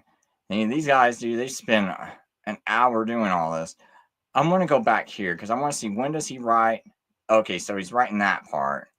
What does he say here? 70 weeks are determined upon thy people and upon thy holy city. All right, so 70 weeks. What are the 70 weeks? Well, it's 70 times 7. A week is 7. So we have a week of days. That's 7. Monday, Tuesday, Wednesday, Thursday, Friday, Saturday, Sunday. That's a week. But this is a week of years. So 70 times 7 is 490. So God is always using 7. So God is telling him, look, there's going to be something that takes place after 400 and so many years. But God divides this thing up. And the way he divides it up is quite revealing, quite interesting. So he says 70 weeks, okay? 70 weeks, a week of years, so 490 years, are determined upon thy people and upon thy holy city to finish the transgression, to make an end of sins, to make reconciliation for iniquity, and to bring in everlasting righteousness, and to seal up the vision and prophecy, and to anoint the most holy. So there's 7 things here that this thing is supposed to do. So this prophecy tells us 7 things are supposed to take place. Aggression. Thanks, but it could be a time to finish. Now, verse 26, it says, after 62 weeks. All right, that would be 62 weeks, shall the be cut off. I wish I could understand that. I don't get why it divides it up as 62 and then 7 and then divides it to the final 1. I don't understand a lot of things. I understand why people say what they say, but there's some things here that I'm still trying to figure out. I wish I knew everything in the Bible. Because simply, Mr. Robert Breaker, the first 49 years, the first 7 weeks, and it's also because if you read, if you understand the Old Testament, what happened after the 49th year of the Jews? It was a Jubilee, right? So it's kind of like Messiah, that next portion of Daniel's prophecy all represents like this prophetic Jubilee of that Jesus, because he's forgiven you of debts. Because remember, the 50th year, all the debts get fulfilled and all that, right? So it's kind of like a super Jubilee. That's what this represents. That's why it stops at 7 sevens, right? So that's the first 49 years. So it's sort of like when Messiah steps, when he is revealed as Messiah and starts his ministry. I think when he says this is the favorable year of the Lord, that he's making a reference to all the part that happens after the first 49 years of Daniel's prophecy, right? So, but the Jews quit having that prior to the captivity. I can't remember how long before they were captured. They were sent into captivity of Babylon, and their first temple was destroyed. But they quit doing this because they believed that all the tribes have to be together in order to have this Jubilee. So they quit having it after the tribes got split up prior to the Babylonian captivity. So they quit having that 50th year Jubilee. So I think that's partly what this is referencing, right? And because especially when, like, Jesus talks about forgiveness of debt for sins, right? That's what his whole atonement was about. So that's probably why it stops after 7 sevens, 49 years. That's what I think's going on. But if I didn't know everything in the Bible, then I'd be as smart as God, and then that wouldn't be good. Amen. I still have a lot to learn. But I do see here, according to the scriptures, that there is a 70-week period of prophecy, 490 years. And that the very last verse says, and in the midst of the week, and that has to be the final week. So if you take that final week, if you have 69 instead of 70, 70 weeks is going to be 490 years. But if you have that last one waiting till the end, then 69 weeks would be what? 483 years. So what we look at as we look at Bible prophecy is we say, okay, that something is about that last week. For some reason, it's separated, and it's the very last part of this prophecy for Israel. But it happens later. And so God said 69 weeks, and then something takes place. That would be 483 years. So we go to history and we look for something that takes place within 483 years of when the prophecy was given, and we go, oh, wow, isn't that cool? Because what we find out is you start looking at this prophecy, and then up shows Jesus Christ about 483 years exactly when the prophecy was given. And so you look at this thing and you say, wow, God can't lie. He's doing this, and he's telling us all these things. No dates. Now, first of all, let me read this real quick. Stuck in a job that you know what? I'm kind of done because I'm pretty sure he's not going to pull a date. You didn't see a date on the entire chalk or on his entire drawing board, right? I mean, that's kind of what's irritating to me is that he's going to talk and it's like, oh, this is so cool. You see something happening after 483 years. When was the beginning of it? Okay, so this chart you can see a little bit more. You got his little chart up here. And somehow he adds 490 years and gets 45 AD. So it probably takes off 1 year because of the year of Christ's birth. Because when you're adding 490, or he's taking 445, he's minusing 490, getting 45 AD, minusing 1 year, 44 AD. This is really weird. Okay, so he minuses 7 years.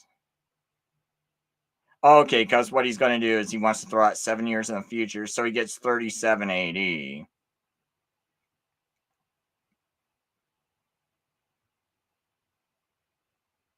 Well, the prophecy, though, says until Messiah the Prince shall be 483 years. So my problem with this is, it sounds like you don't see Messiah the Prince until 37 AD. If you just add 483 years to this, how did you get to minus the 4 years off of it to fit your prophecy? Why? I mean, how does that even occur? And what is this 483 minus 490 stuff up here? What is that? There's no decree given there. And here's one thing that looks a little dishonest to me. Before I watch any of this video, I'm looking at this. Why would you leave out the Artaxerxes decree in 457 BC? To me, that looks a little, just a little dishonest. Because when you notice, when I do these, I mention, and he's got his dates all wrong. This is 539, not 536. I don't know what is he possibly using. You're not using good archaeology, that's for sure. He's got something 536, 606 to 536 BC, and he's saying that's the 70 years. Well, I give him credit for this. At least he's got this. But Cyrus was already, according to archaeology, the Jews were already freed by 538, so I don't really know what this 536 is. Oh, look at this up here. So he's got this completely, this is real dishonest to me. The third decree, he's saying it's by Artaxerxes in his 7th year, which is for the priests to go to Jerusalem. See, where are you getting this archaeology from? That's 457 BC. Why don't you at least look up how other people interpret this prophecy and do this? But see, this makes him look like he's a better Bible teacher because someone that's real ignorant and dumb looking at this is like, of course this must be it because it comes closer to 33 AD. And they're ignoring whatever craziness he's doing by minusing 4 years off of it to get it to fit. But this decree in 483 BC, there's no decree in 483. It's 457. So if you add that to it, you're going to get 490 years to it, you're going to get 34 AD. And if you just would have done that correctly and had that up there, at least give your viewers that information. Like, see, why can't I can present their view, right? You see me go through their whole view. I go, here's all the dates, and here's why I think their dates don't mean anything. Can you show me a futurist or dispensationalist that actually mentions the date I use and has it up on chalkboard and goes, yeah, these people that believe Jesus fulfilled it. Well, look at this craziness. They add 490 to 457 BC, and they get 34 AD. And then they look at the final 7 years from 27 AD to 34 AD, and they go, look, in the middle of the week, which would be 3.5 years, which just happens to fall on Passover, they're claiming that if you go start this prophecy from Tishri in 457 BC, which would be about September, October till 27 AD of September, October, which is Tishri, that's 483 years.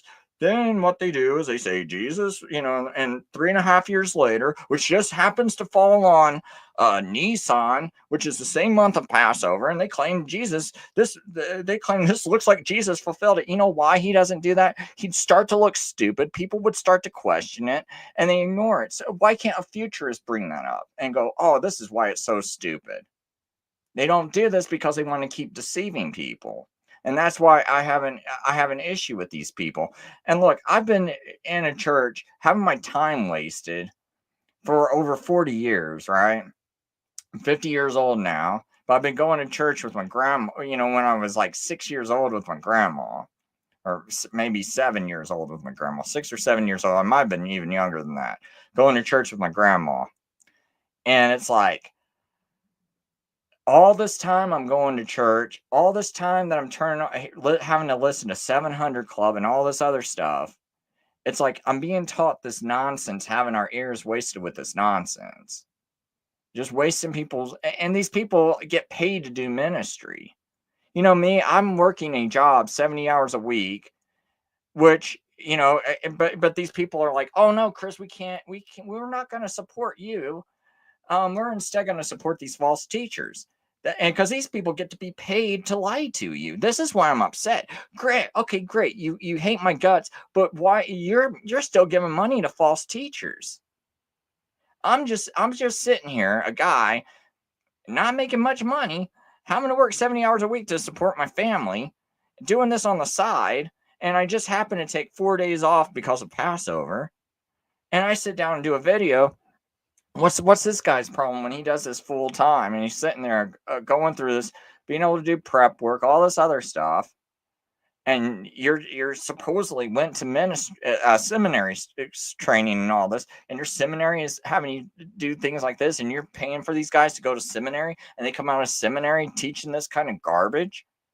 Like, I'm just saying, like, this is ridiculous to me, and it's just causing needless division with their false teaching. And it's also setting people up to kind of disregard Passover and not make that big of a deal out of it, which then just lets the Roman Catholic Church and the Eastern Orthodox have their way in the world, because the Passover would easily point out how most Protestant churches are wrong, and the Catholic Church and all the Eastern Orthodox churches are wrong, because they're all following Rome, right? It's because if we kept the Passover, since Jesus is the Passover lamb, it makes sense. And then, we can always go back to the argument of Polycarp, where he kept the Passover. And see, that's how we destroy their apostolic authority that they all claim to have, because they're venerating Polycarp. And you can see later on, they got these church fathers that they want to kick out of the church.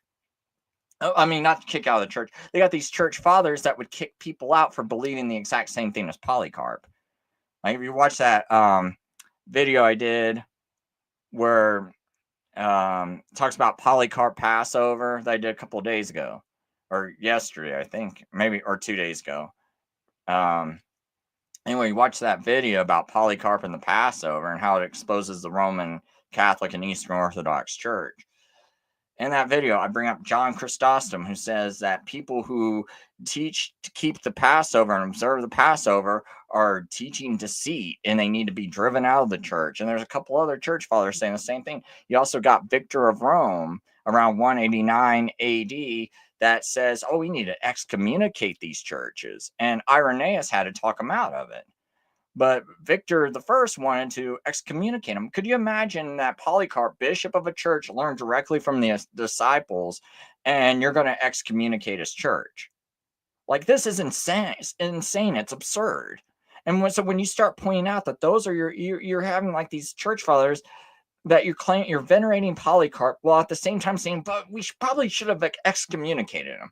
It's like, it's insane contradictions that they can't deal with. And right with just that argument alone, you end their stupid apostolic authority. But Protestants, no, we gotta cling to the Pope. We gotta bow down to him. You're the one who instituted it. Oh, great God, Pope, because that's what you're doing.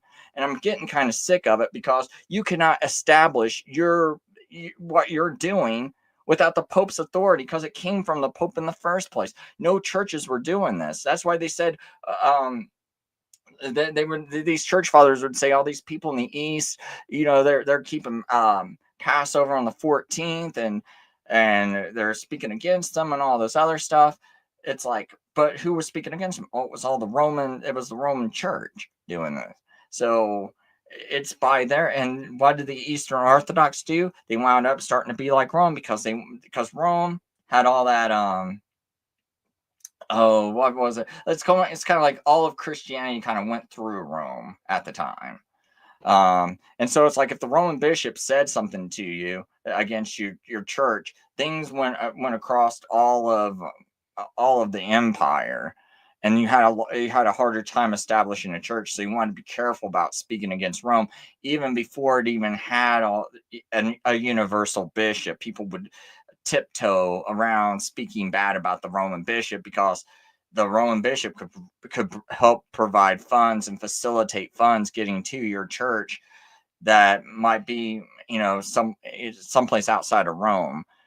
So a lot of places felt a little bit of pressure to go along with Rome, at least from what I see. So it's like early on, yeah, they someone like Polycarp would stand up to it, but later on, it looks like they started to compromise. And I can't see in the Bible where they're keeping Easter Sunday.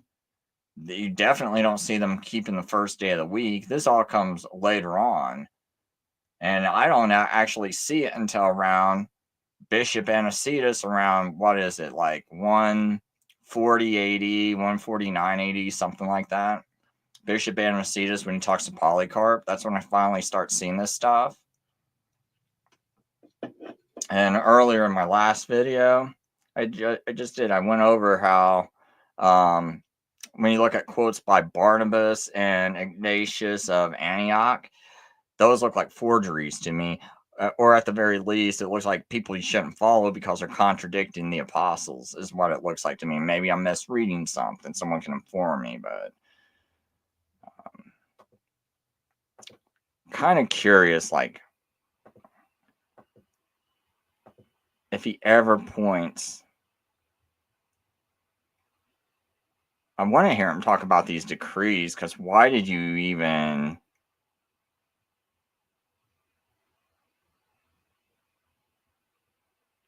Yeah, this part is what's happening over the next 2,500 years. Just like we saw when he gave those prophecies of the beast and how they were different nations and how it was all about 2,500 years in the future. This right here starts giving you a little bit more information. So we're going to have to break this down. Now, from the going forth of the commandment to restore and build Jerusalem. All right. When was the commandment to go forth and to build Jerusalem? Well, when you look at history, a lot of Bible scholars, they try to go by one of these. But which one of these? Well, a lot of people say, well, you got to go by the last one. Now, why do they say that? Well, before I say that, let's back up. And we saw that in 606, they went into captivity, and God said they'd be in captivity for 70 years. Well, in 536, Cyrus said, okay, y'all can go back. And he said, you can build the what? The temple. Did he say rebuild the city? What does it say there? From the command to restore and rebuild Jerusalem. That's the city, right? So it's not just go back and build the temple. It's from when you go back and rebuild the city. That is key to understanding this Bible doctrine. So we have these decrees given in history. And some people, they try to say, well, no, it was a year before or a year after. Remember, we don't have a problem with that because the Jewish calendar, here's our calendar. The Jewish calendar is like this. It's kind of an overlap. Do you see that? So the first decree came by King Cyrus in 536 to go build the Jewish temple. A second decree was in 519 by a guy named Darius, and he reaffirms the first decree. So he says, yeah, he told you go build the temple. Yeah, I'm saying go build the temple. In 483 BC, there was a guy named Artaxerxes who told the priests to go there.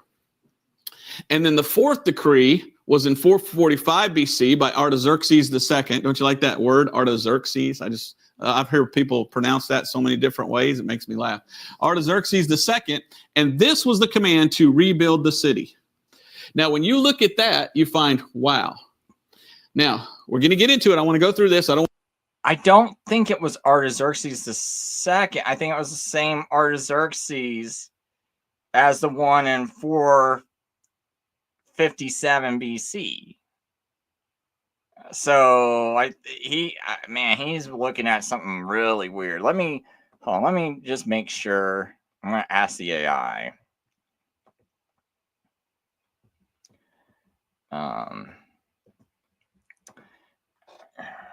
So how do I want to ask this? I'm watching a video by some guy named Robert Breaker, and he's saying that Artaxerxes gave a decree in 483 BC, and then Artaxerxes II gave one in 444 BC. But my question is, I don't know. I think it was the same Artaxerxes that gave them one in 457 that gave them one in 444. And I think it was Artaxerxes I.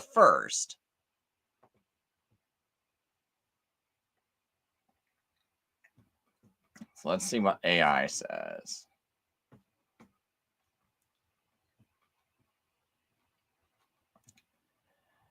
You're absolutely right to question what Robert Breaker is saying because he's confusing Artaxerxes I and Artaxerxes II, and that's a major historical error. So here's this guy, can't even get history right.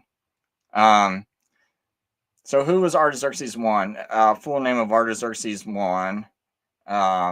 Reigned from 465 to 424 BC. So how can it be Artaxerxes II that gives that decree? So it's Artaxerxes I. This is the same Persian king who issued both the decree in Ezra 457 BC and the decree to Nehemiah in 444 BC. So both decrees were issued during the same king's reign. So who was Artaxerxes II? He reigned from 404 BC to 458 BC. See, you know what's interesting too is that you basically have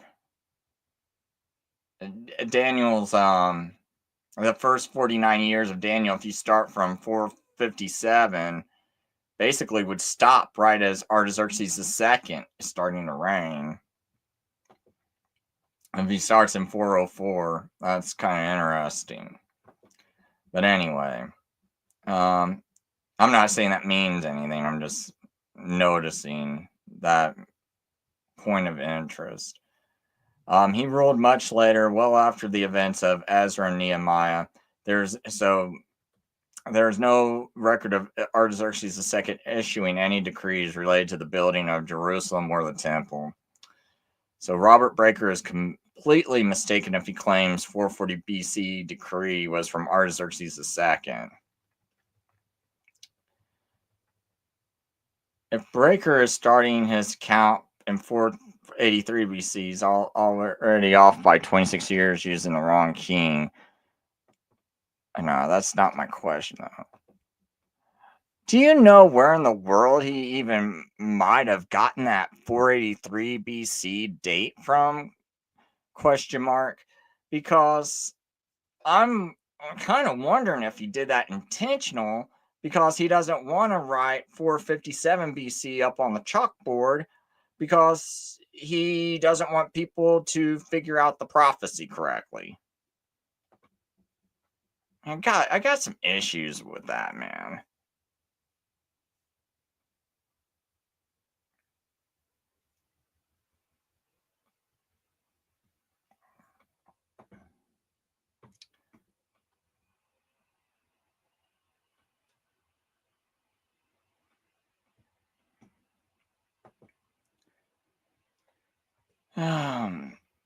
Breaker's strange use of 483 BC, a date that makes no historical or logical sense, and why he might be doing it strategically.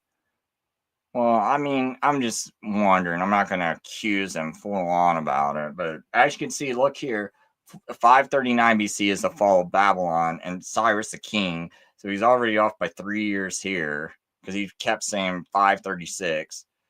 So 538, the decree to rebuild the temple.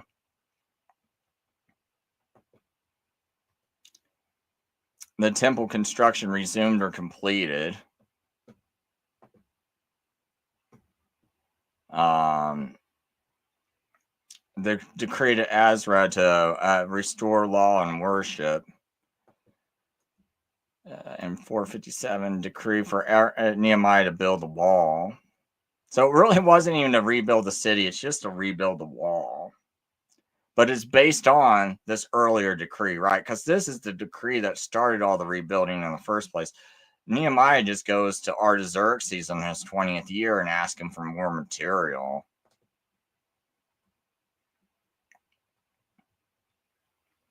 But that would have had nothing to do with restoring Jerusalem. It's just building a wall. So 483 years is the total from Daniel 9:25, 7 plus 62 sevens. But he did this in 2 videos. Some preachers mistakenly flip the number and say the start date is 483 BC, which is a lazy shortcut of saying just go 483 years forward, but they never check if any decree was made in 483.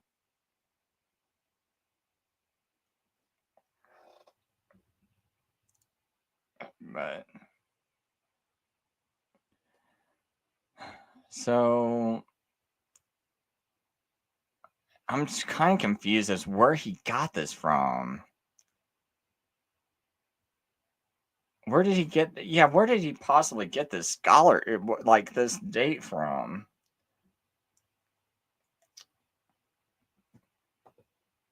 Well, the thing is, up on his chalkboard, he's using the decree date of 444 BC for his interpretation because he's a dispensationalist. And I don't know why he put 483 BC for Artaxerxes' decree in his 7th year. Question mark. But I mean, also the guy's also putting Artaxerxes II, given the decree in 444 BC, which makes no sense. So I didn't know if there was some source claiming to be a biblical source that has these sorts of weird historical timelines.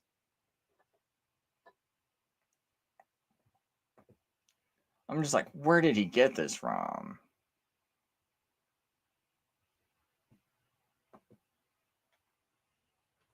So it says, let's clarify the core errors. Artaxerxes' 7th year equals 483 BC.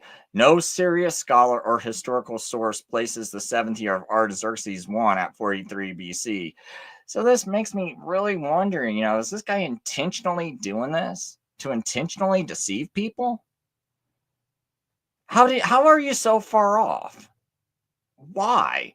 Why be this sloppy? You have over 200,000 people that watch some of your videos. Don't you owe it to these people to be somewhat scholarly? At least look up a scholarly source before you just run your mouth.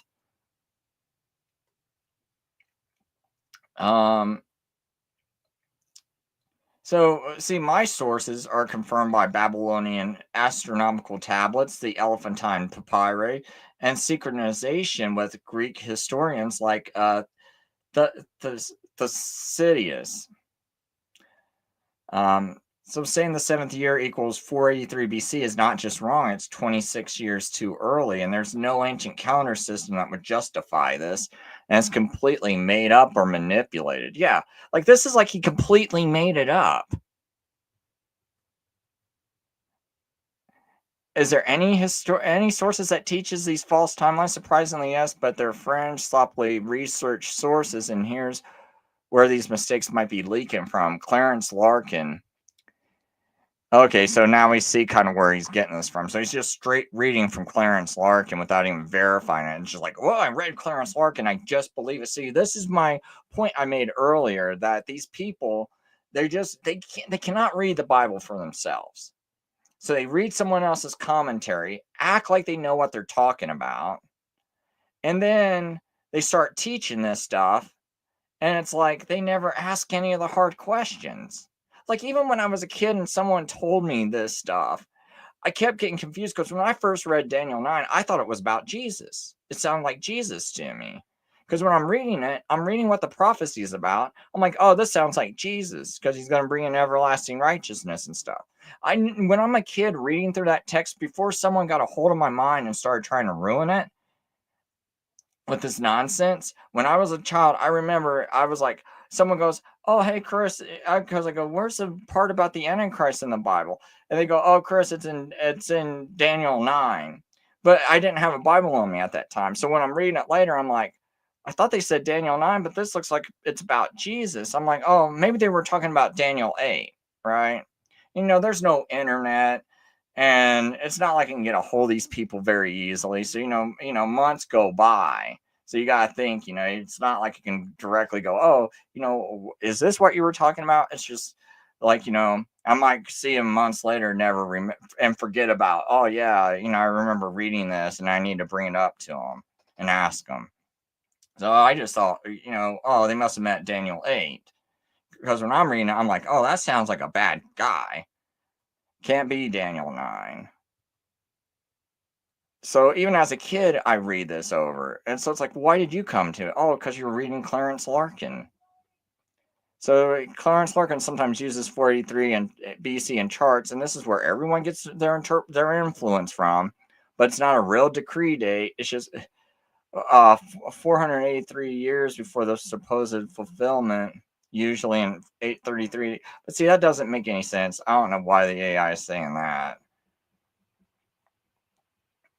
But he's saying that it does come from Clarence Larkin's book. So Sir Robert Anderson, The Coming Prince in 1877.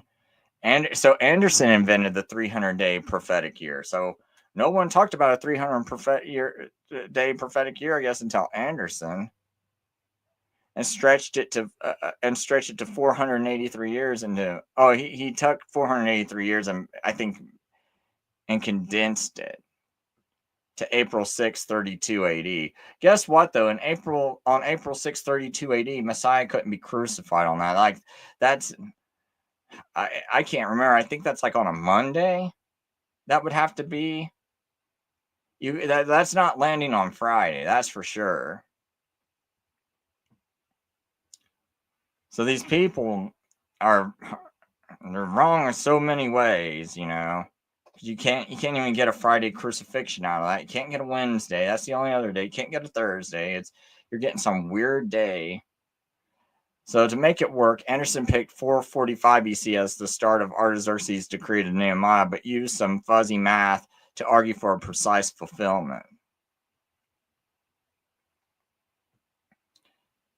So the problem, he didn't use Persian regnal dating or the Jewish lunar solar calendar. His work has been debunked by both secular historians and biblical scholars.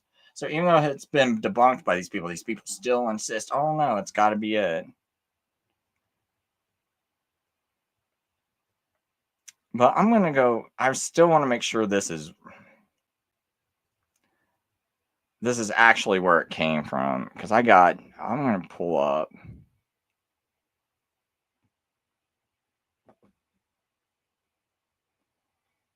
Let's pull up Copilot. I'm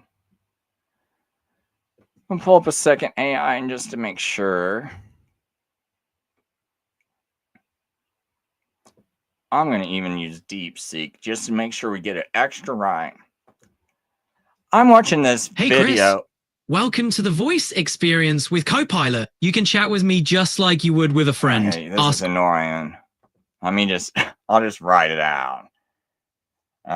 Sorry, it's going to take me an extra minute. So I am watching a Robert Breaker video, and he says Artaxerxes' decree in his 7th year was in 483 BC. I know it's 457 BC, but I am just wondering where in the world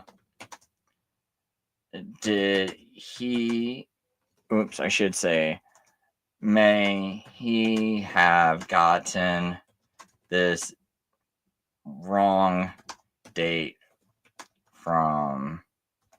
I am just looking for a couple of possible people that make this claim.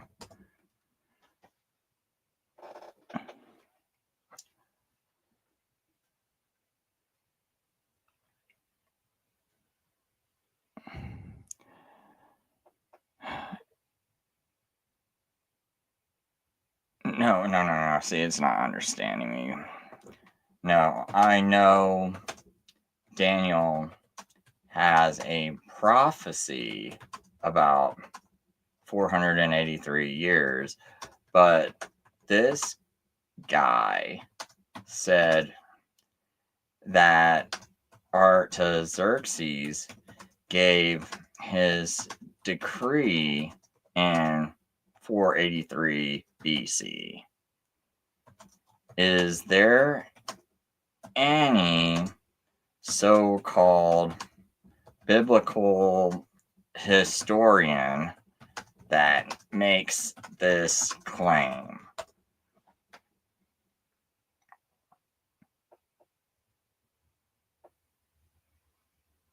Okay, so I can't find a single one, because I don't think even this guy does. Because I think this computer keeps getting confused. Okay, so we know Robert Breaker's super sloppy. You know what? People actually got mad at me and banned me from talking because I said, Robert Breaker's a false teacher. I mean, I'm sorry, he is. Like, he can't support anything he's teaching. I mean, look at this crazy nonsense. This is all bad archaeology. And the only date he even cared about getting right was this 445 BC date, which I still don't even think it adds up. I think it adds up to 32 AD.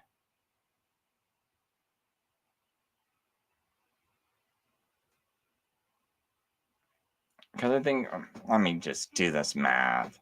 This is just going to be the part of my video where things start to get slow, because I'm just going to record me doing some math and double checking this guy's nonsense. So if you guys want to hang in here and keep doing this, try to make it as entertaining as possible, but I think I'm just going to check in real time. Oops, why did the calendar disappear? The calculator. Shoot, I'll just do it this way.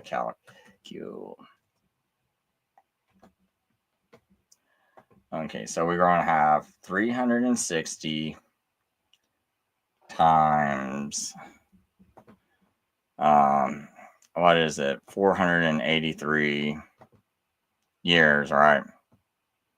No, yeah, that's it. And then you're going to divide it by 365.25.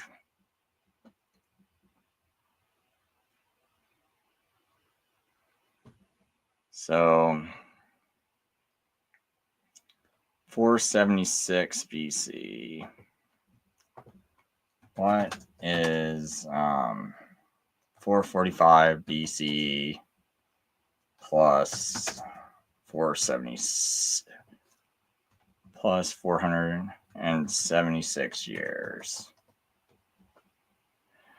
I always get that year zero stuff mixed up. So it's like I have to write it out like a kid. Okay, so it did do it right. So I am right. So even on his chart, he's still doing, see his sloppiness? He has it landing on 33 AD. But if you add it up, you can't, like, you can't get that.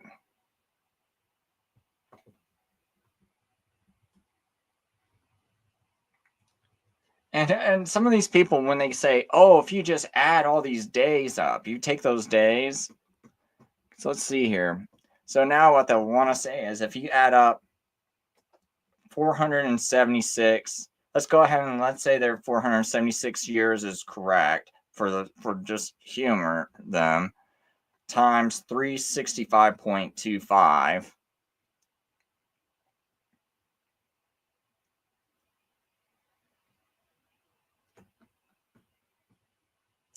So what we're going to do is, so I'm just kind of curious if I can figure this out, because I want to know, can you actually get to the day Jesus was crucified like they claim? So what month did Artaxerxes in his 20th year give that decree?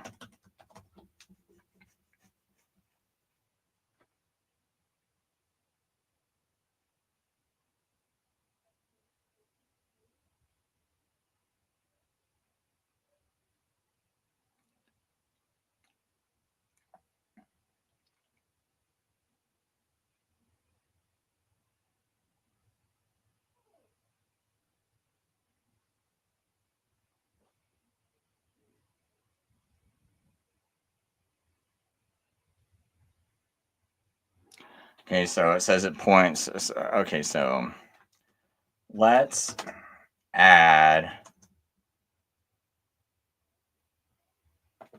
how many days? This many days to Nisan 1 of 44 BC, and where does it land?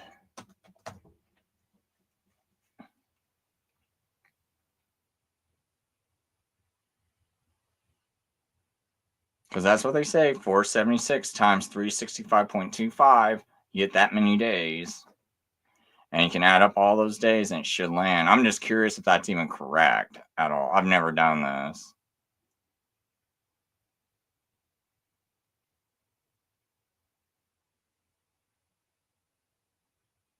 March 30th, 33 AD. What? I don't think so. Does it really?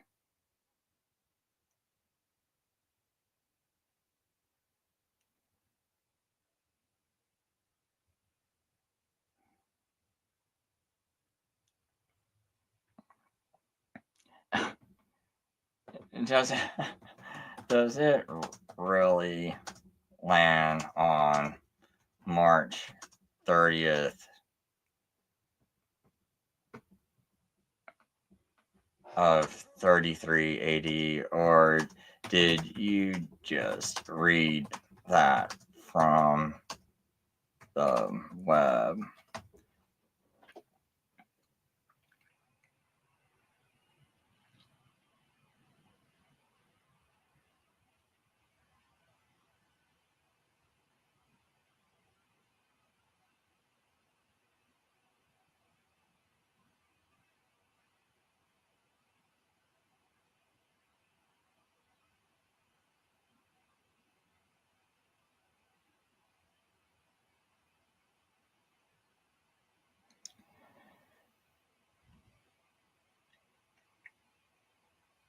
Wait, no, this can't be right.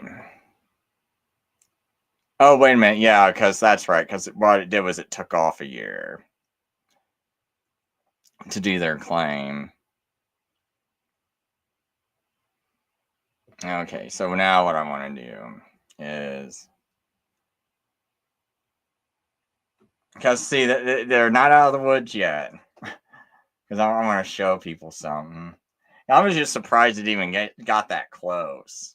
But there is an issue here. So Passover dates 2780 to 3480.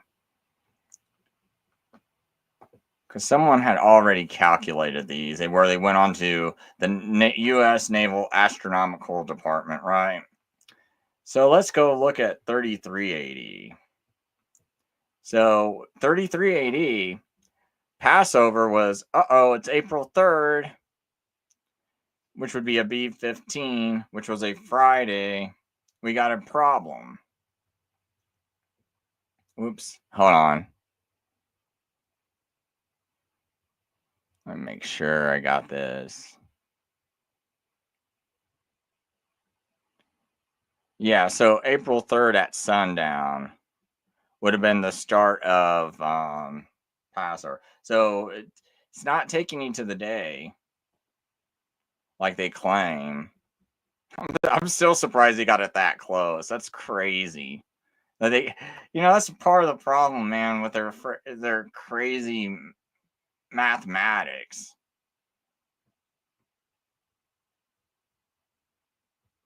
I guess they could say, well, it was like, I guess they could probably sit there and argue with you that it was Nisan the 3rd, but then they don't even use the Jewish lunar solar calendar. So did you figure it up using the lunar solar calendar, and then you calculated the dates correctly? And there's just a mess of problems with that, because they still got to go by the lunar solar calendar, and a Jewish leap year how do you know? Because a Jewish leap year would throw all that off. But then they're saying it's a 360-day year. I don't know, man. That's like too much for me, man. I just don't see a biblical. I don't see any kind of biblical support for that kind of counting. But I am surprised that they got it that close. That's just crazy. That they can have they just got this weird thing that you never see in the Bible. But you still have to come up with support.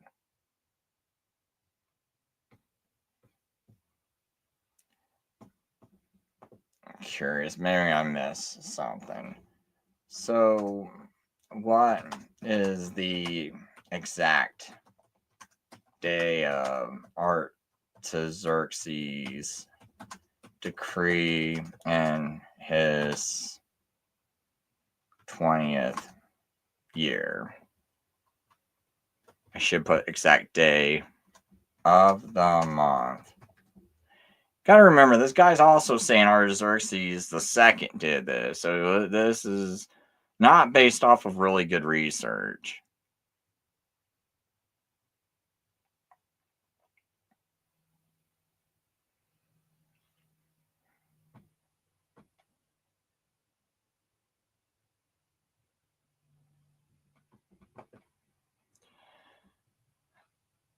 So they still assume it happens on the first day of the month.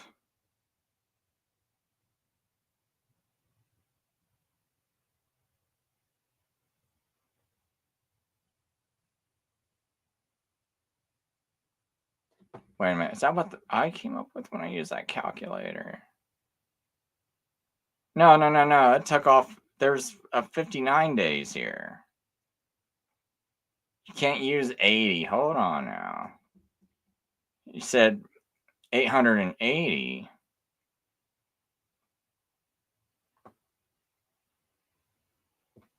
Because see, what they do is, hold on, let me run this by one more time. They take 483, they times that by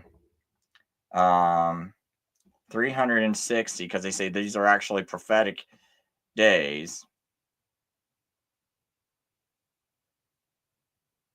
Right. So you can't add, you don't add that number. Or I guess maybe you do. Let me make sure.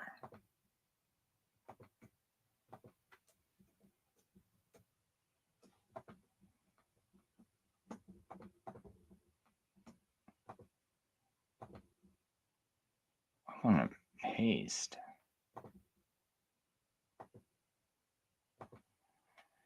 Uh, 1,073,880. I think that's what it is.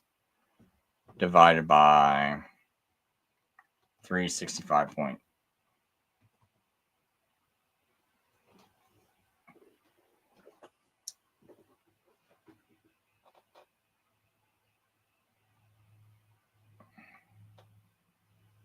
Oh, so wait a minute. I'm the one thinking I'm getting this. That's why I might be getting it confused. Because they're, well, no, because you take that, you would take that number 476.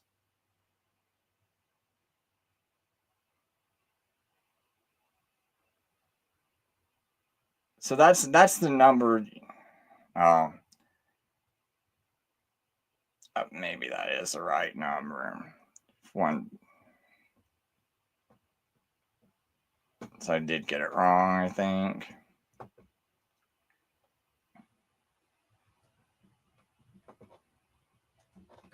What is 173,880 days added onto Nissan 1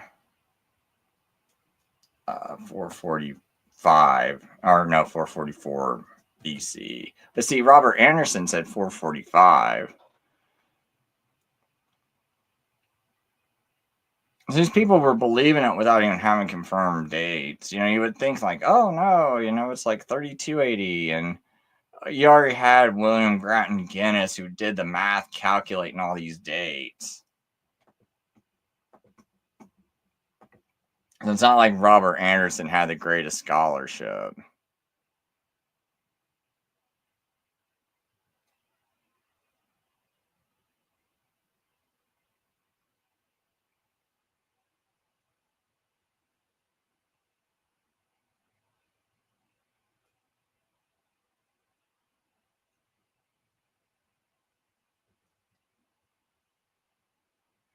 So April 20th is what it is. So they're like many days off. Okay. Like 17 days off. Still impressed it got that close.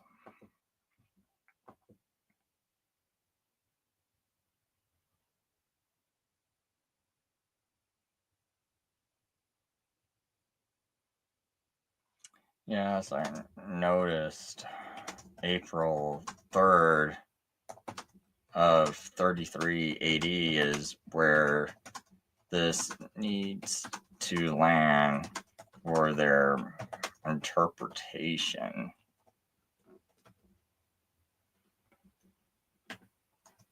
to be correct. See what it says.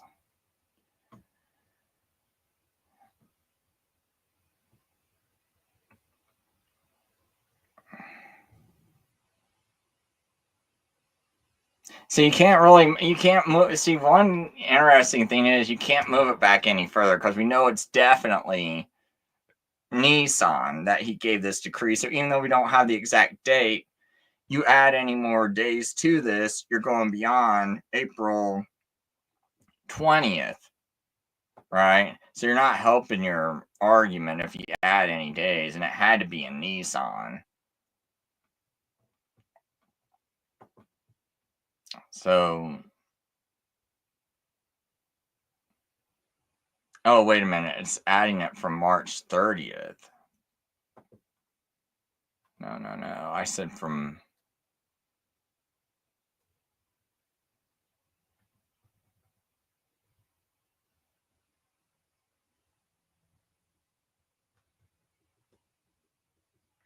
So wait.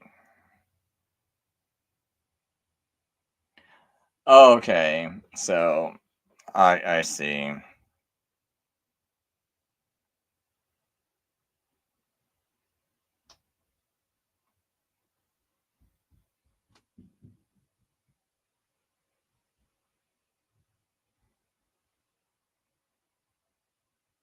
It can't possibly be that though. How does it exactly land on from March 30th to March 30? Really?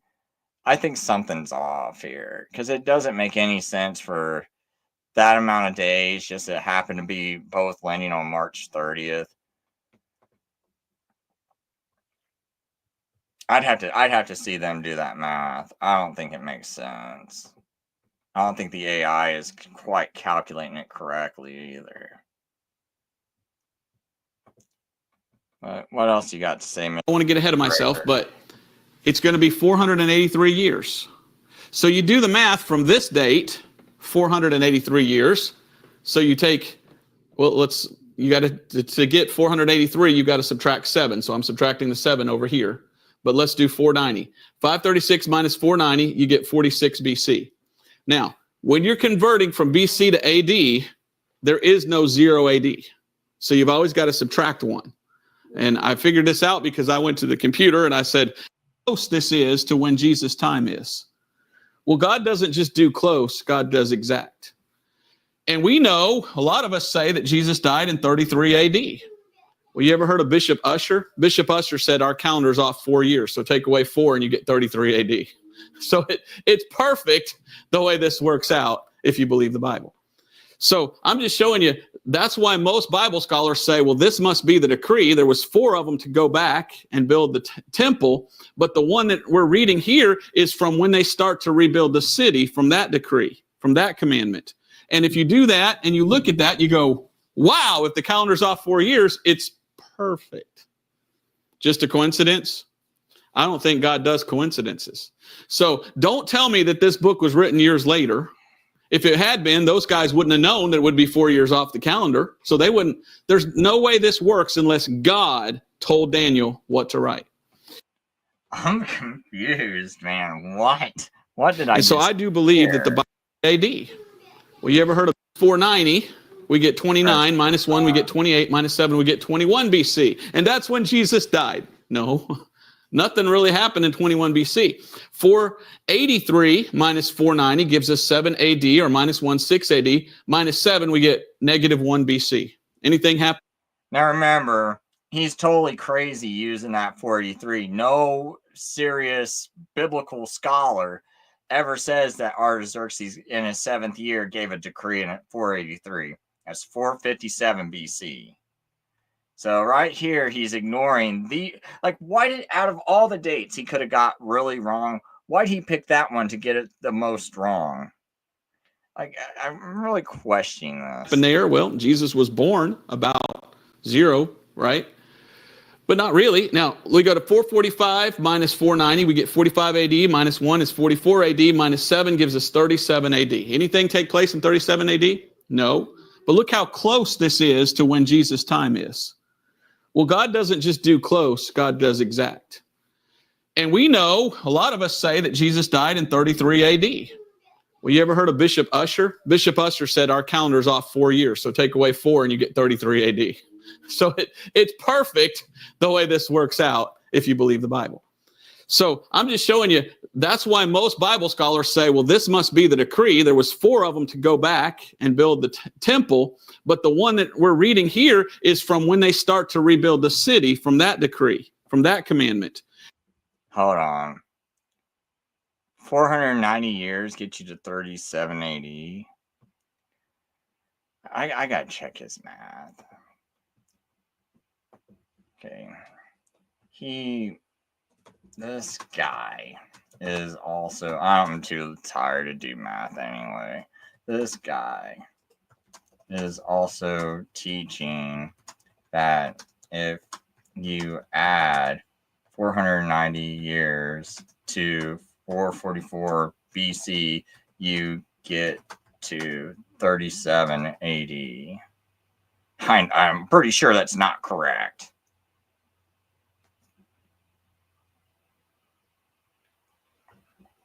pretty sure. Because it's like, it would take you to 47. It's more like 47. Oh my gosh. He's either terrible at math or he's deliberately manipulating numbers to fit his dispensational model.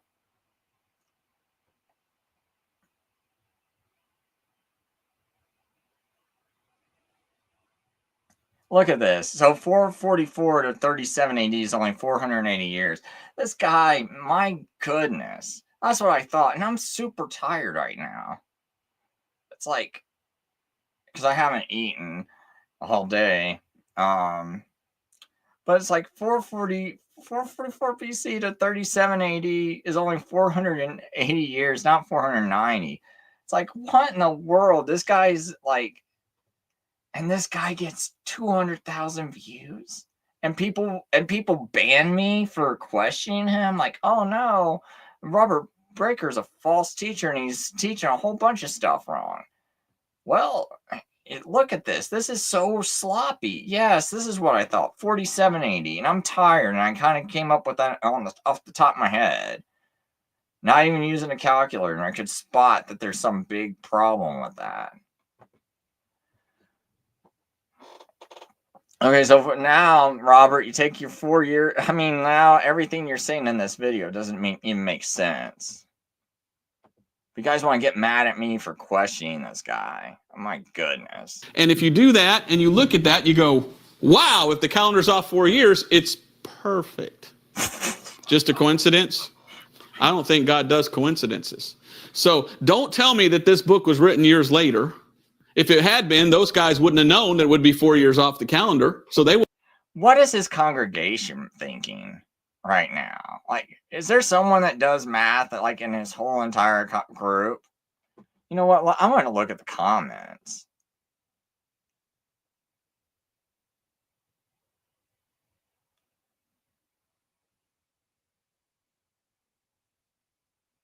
Like,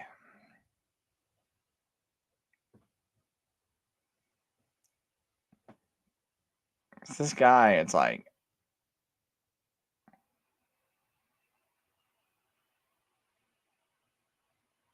and what, you guys aren't learning math. You guys keep saying you're learning so much, but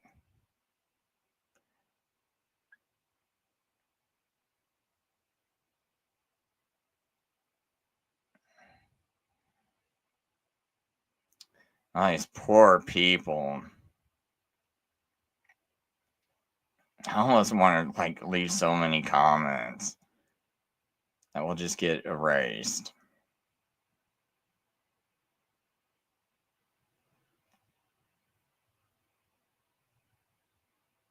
But, and like, you know, no comments about his horrible math.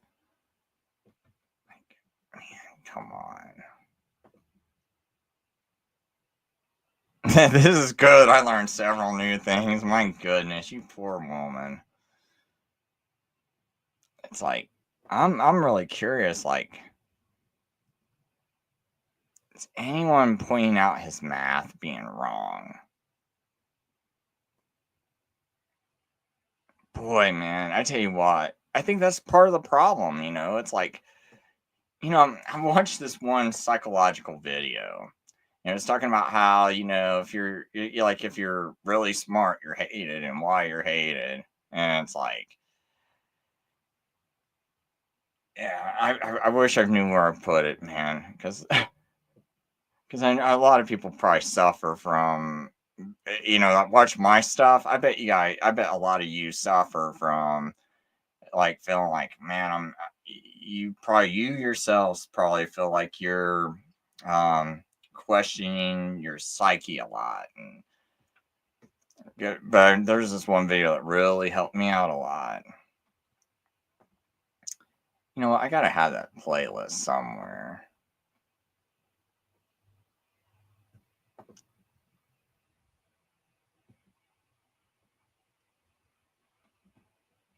Oh, psychological research. Relax and recharge with a new mattress from Ashley. Transform your sleep with the all-new Sealy Posturepedic collection starting at $7.99 with precision-fit coils arranged right where you need them for targeted support. Shop in-store and online, only at Ashley.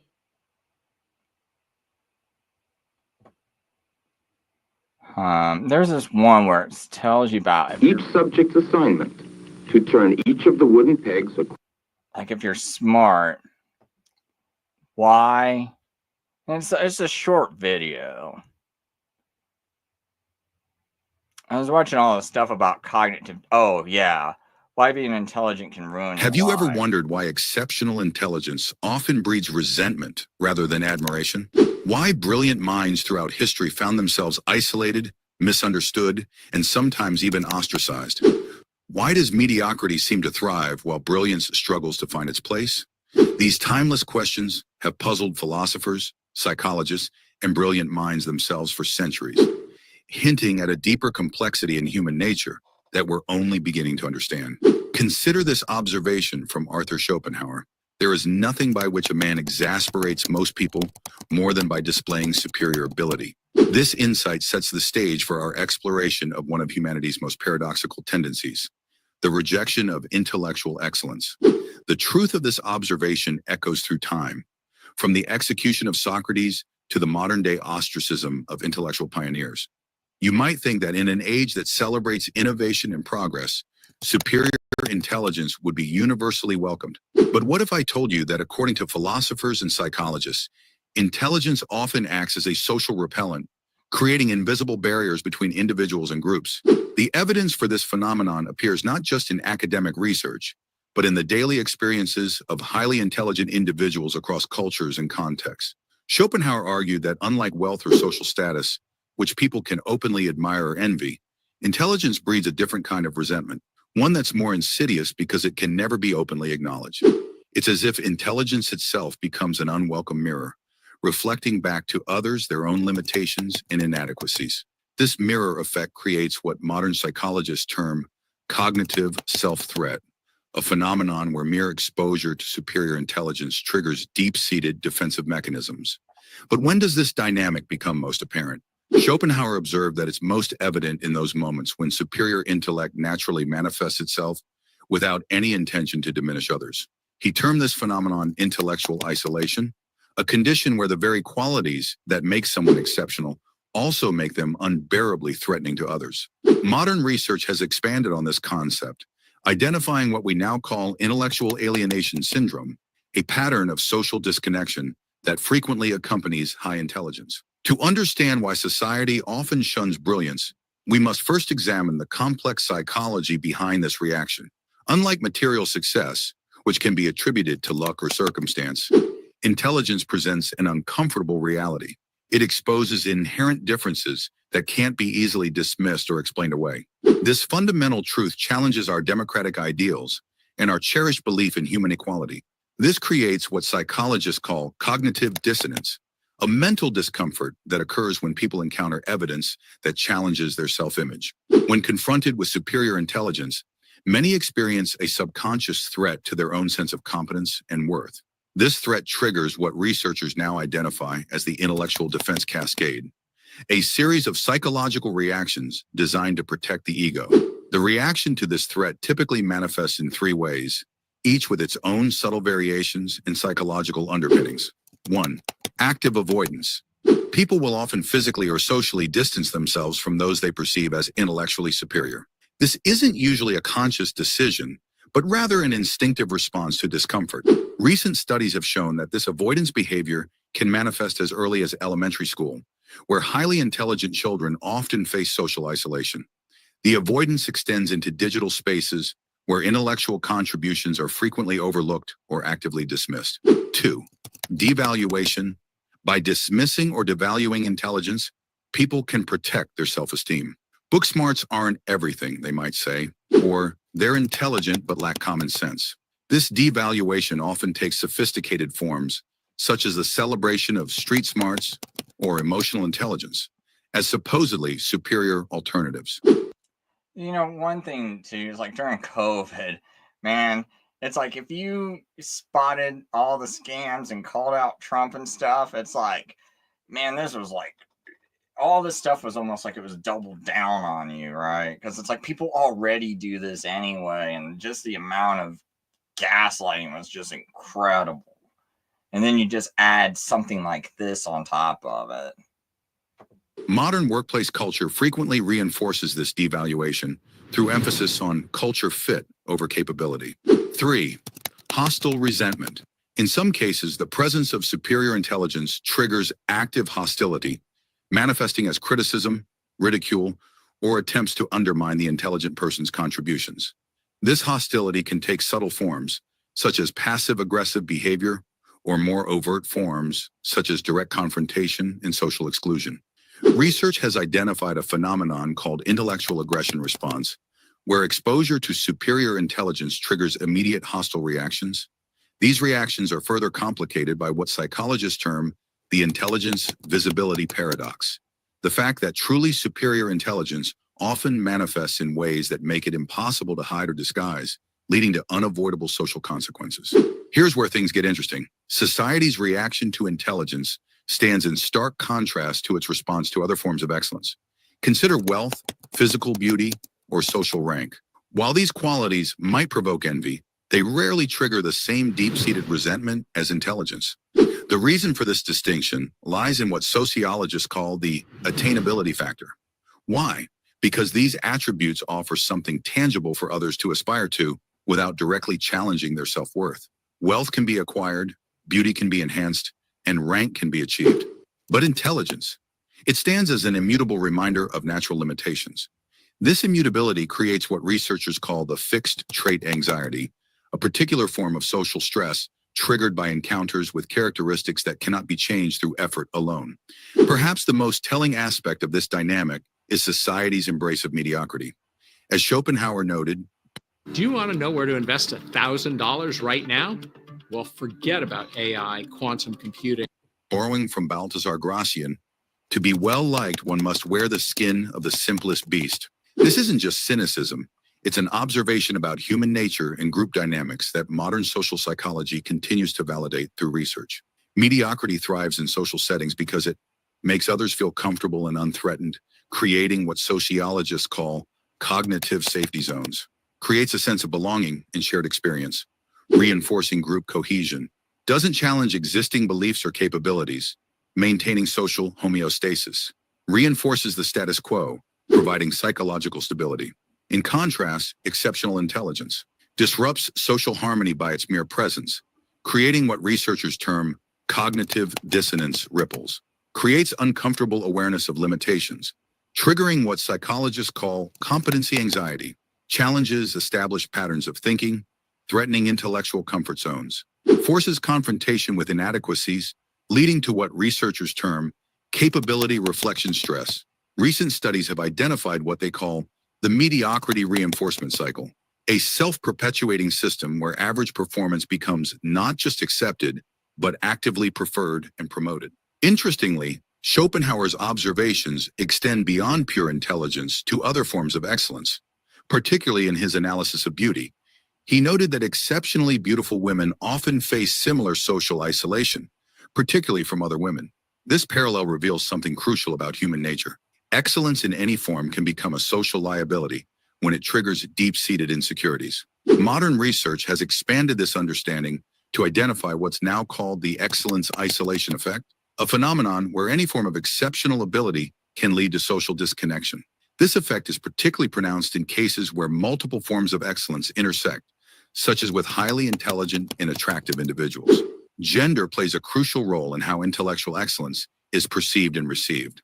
Studies have shown that highly intelligent women often face what researchers term double alienation, rejection both for their intelligence and for violating traditional gender expectations. This creates unique social challenges that require sophisticated navigation strategies. In our modern world, these dynamics have taken on new dimensions. Social media and digital communication have created what some scholars call intellectual echo chambers, spaces where mediocrity can be celebrated and intelligence vilified with unprecedented efficiency. The digital landscape has introduced several new phenomena that complicate the relationship between intelligence and social acceptance. Algorithm-driven content curation that tends to favor simple, accessible content over complex ideas. Social media metrics that reward quick, emotional responses over thoughtful analysis. Online communities that can quickly mobilize against perceived intellectual threats. Digital platforms that amplify both the celebration of mediocrity and the rejection of excellence. The rise of artificial intelligence has added another layer to this dynamic, creating what researchers call artificial natural intelligence tension, a complex interaction between human intelligence and machine capability that further complicates social attitudes toward intellectual excellence. Consider how complex ideas get reduced to oversimplified sound bites, creating what communication scholars call intellectual compression loss. Nuanced thinking is dismissed as overthinking, leading to what researchers term complexity aversion syndrome. Quick emotional responses are valued over careful analysis, creating a reactive reward cycle. Conformity is rewarded while intellectual diversity is punished, reinforcing what sociologists call digital homogenization. These digital dynamics create new challenges for intelligent individuals trying to navigate social spaces while maintaining intellectual integrity. History provides us with countless examples of brilliant minds who face social rejection during their lifetimes, only to be celebrated after death. From Socrates to Galileo, Tesla to Van Gogh, the pattern is clear. Society often needs the distance of time to appreciate revolutionary intelligence. This phenomenon extends beyond famous examples to countless unnamed brilliant individuals whose contributions were dismissed or suppressed by their contemporaries. This creates what historians call posthumous vindication syndrome, where genius is only recognized and celebrated once it no longer poses a direct threat to contemporary egos and established norms. Modern researchers have identified several key patterns in this historical dynamic. The prophet in their own land effect, where local communities are particularly resistant to acknowledging the brilliance of their members. The temporal safety buffer, where historical distance makes it safer to acknowledge intellectual superiority. The generational acceptance cycle, where revolutionary ideas typically require 1 to 2 generations to become mainstream. These patterns reveal deeper truths about how societies process and eventually integrate intellectual advances, often at a significant cost to the pioneers themselves. In professional settings, this dynamic often... I will say just one thing, they mentioned about how, a person's not appreciated until after they're dead. And that's because while they're currently living, they're considered a threat because it's like, well, this person's living in my same time and I'm not able to, and they're smarter than me, but they're living in my same exact time. Whereas once they're dead, everyone's kind of looking back going, oh, look at that guy, look at what he came up with. And so, and when they're looking at it from like a distance and like a modern culture, well, then everyone's looking back at that same person instead of that person existing in their sphere. And it just feels a little bit different when they analyze someone who's already dead and their achievements and their thoughts, because it's not someone living in their current time. If that person was still alive in their current time, they're unable to do that. But for some reason, having that kind of like disconnect and that person not living in their same time, it's just not, it's often not manifests as what organizational psychologists call competency backlash, where highly competent individuals face social and professional penalties for their abilities. This phenomenon has become increasingly documented in modern workplace studies, revealing complex patterns of institutional resistance to exceptional capability. Studies have shown that in many workplace environments, highly intelligent employees are often perceived as threatening by managers, leading to what researchers call supervisory suppression syndrome. Revolutionary ideas face stronger resistance than incremental improvements, creating an innovation gradient effect.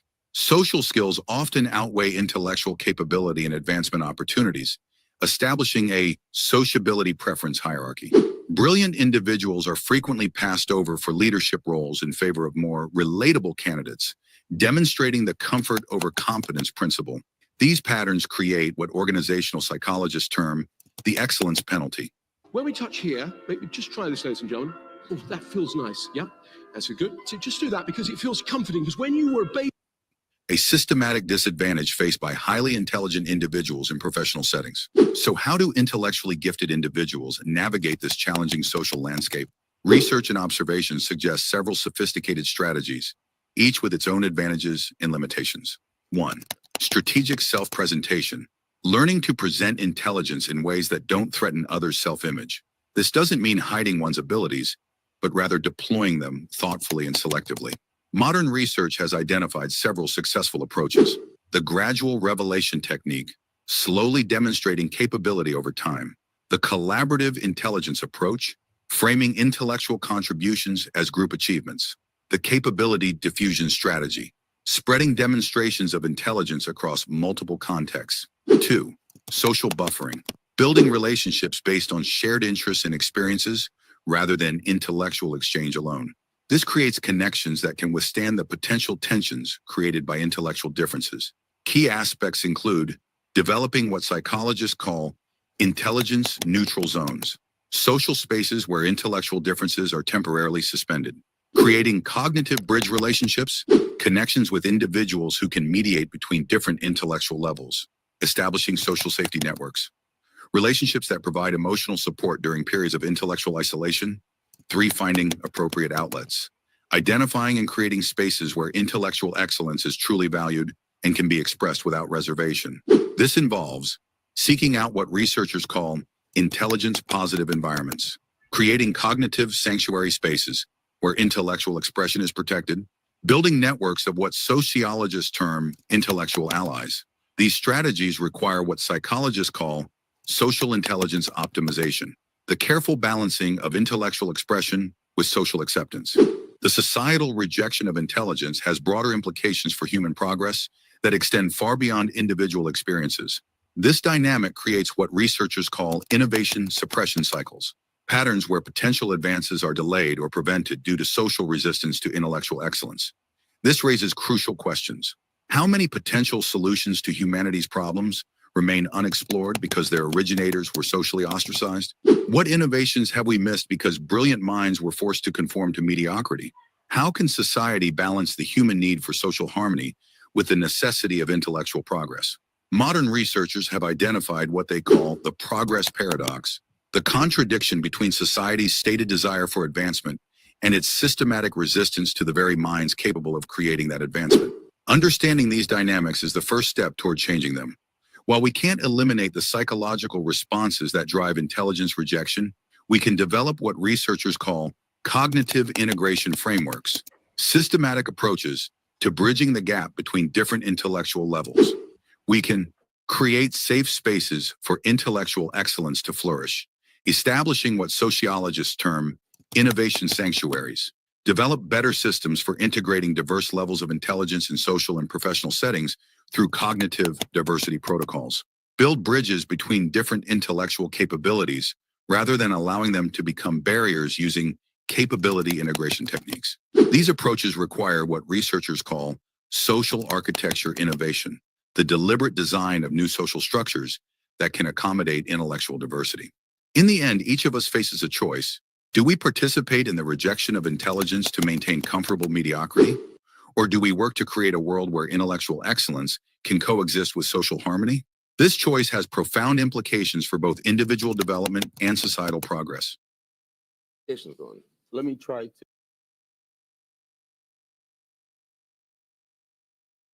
All right, so I'm going to go ahead and end this show. I wish I could have saw that one video there where how cults corrupt the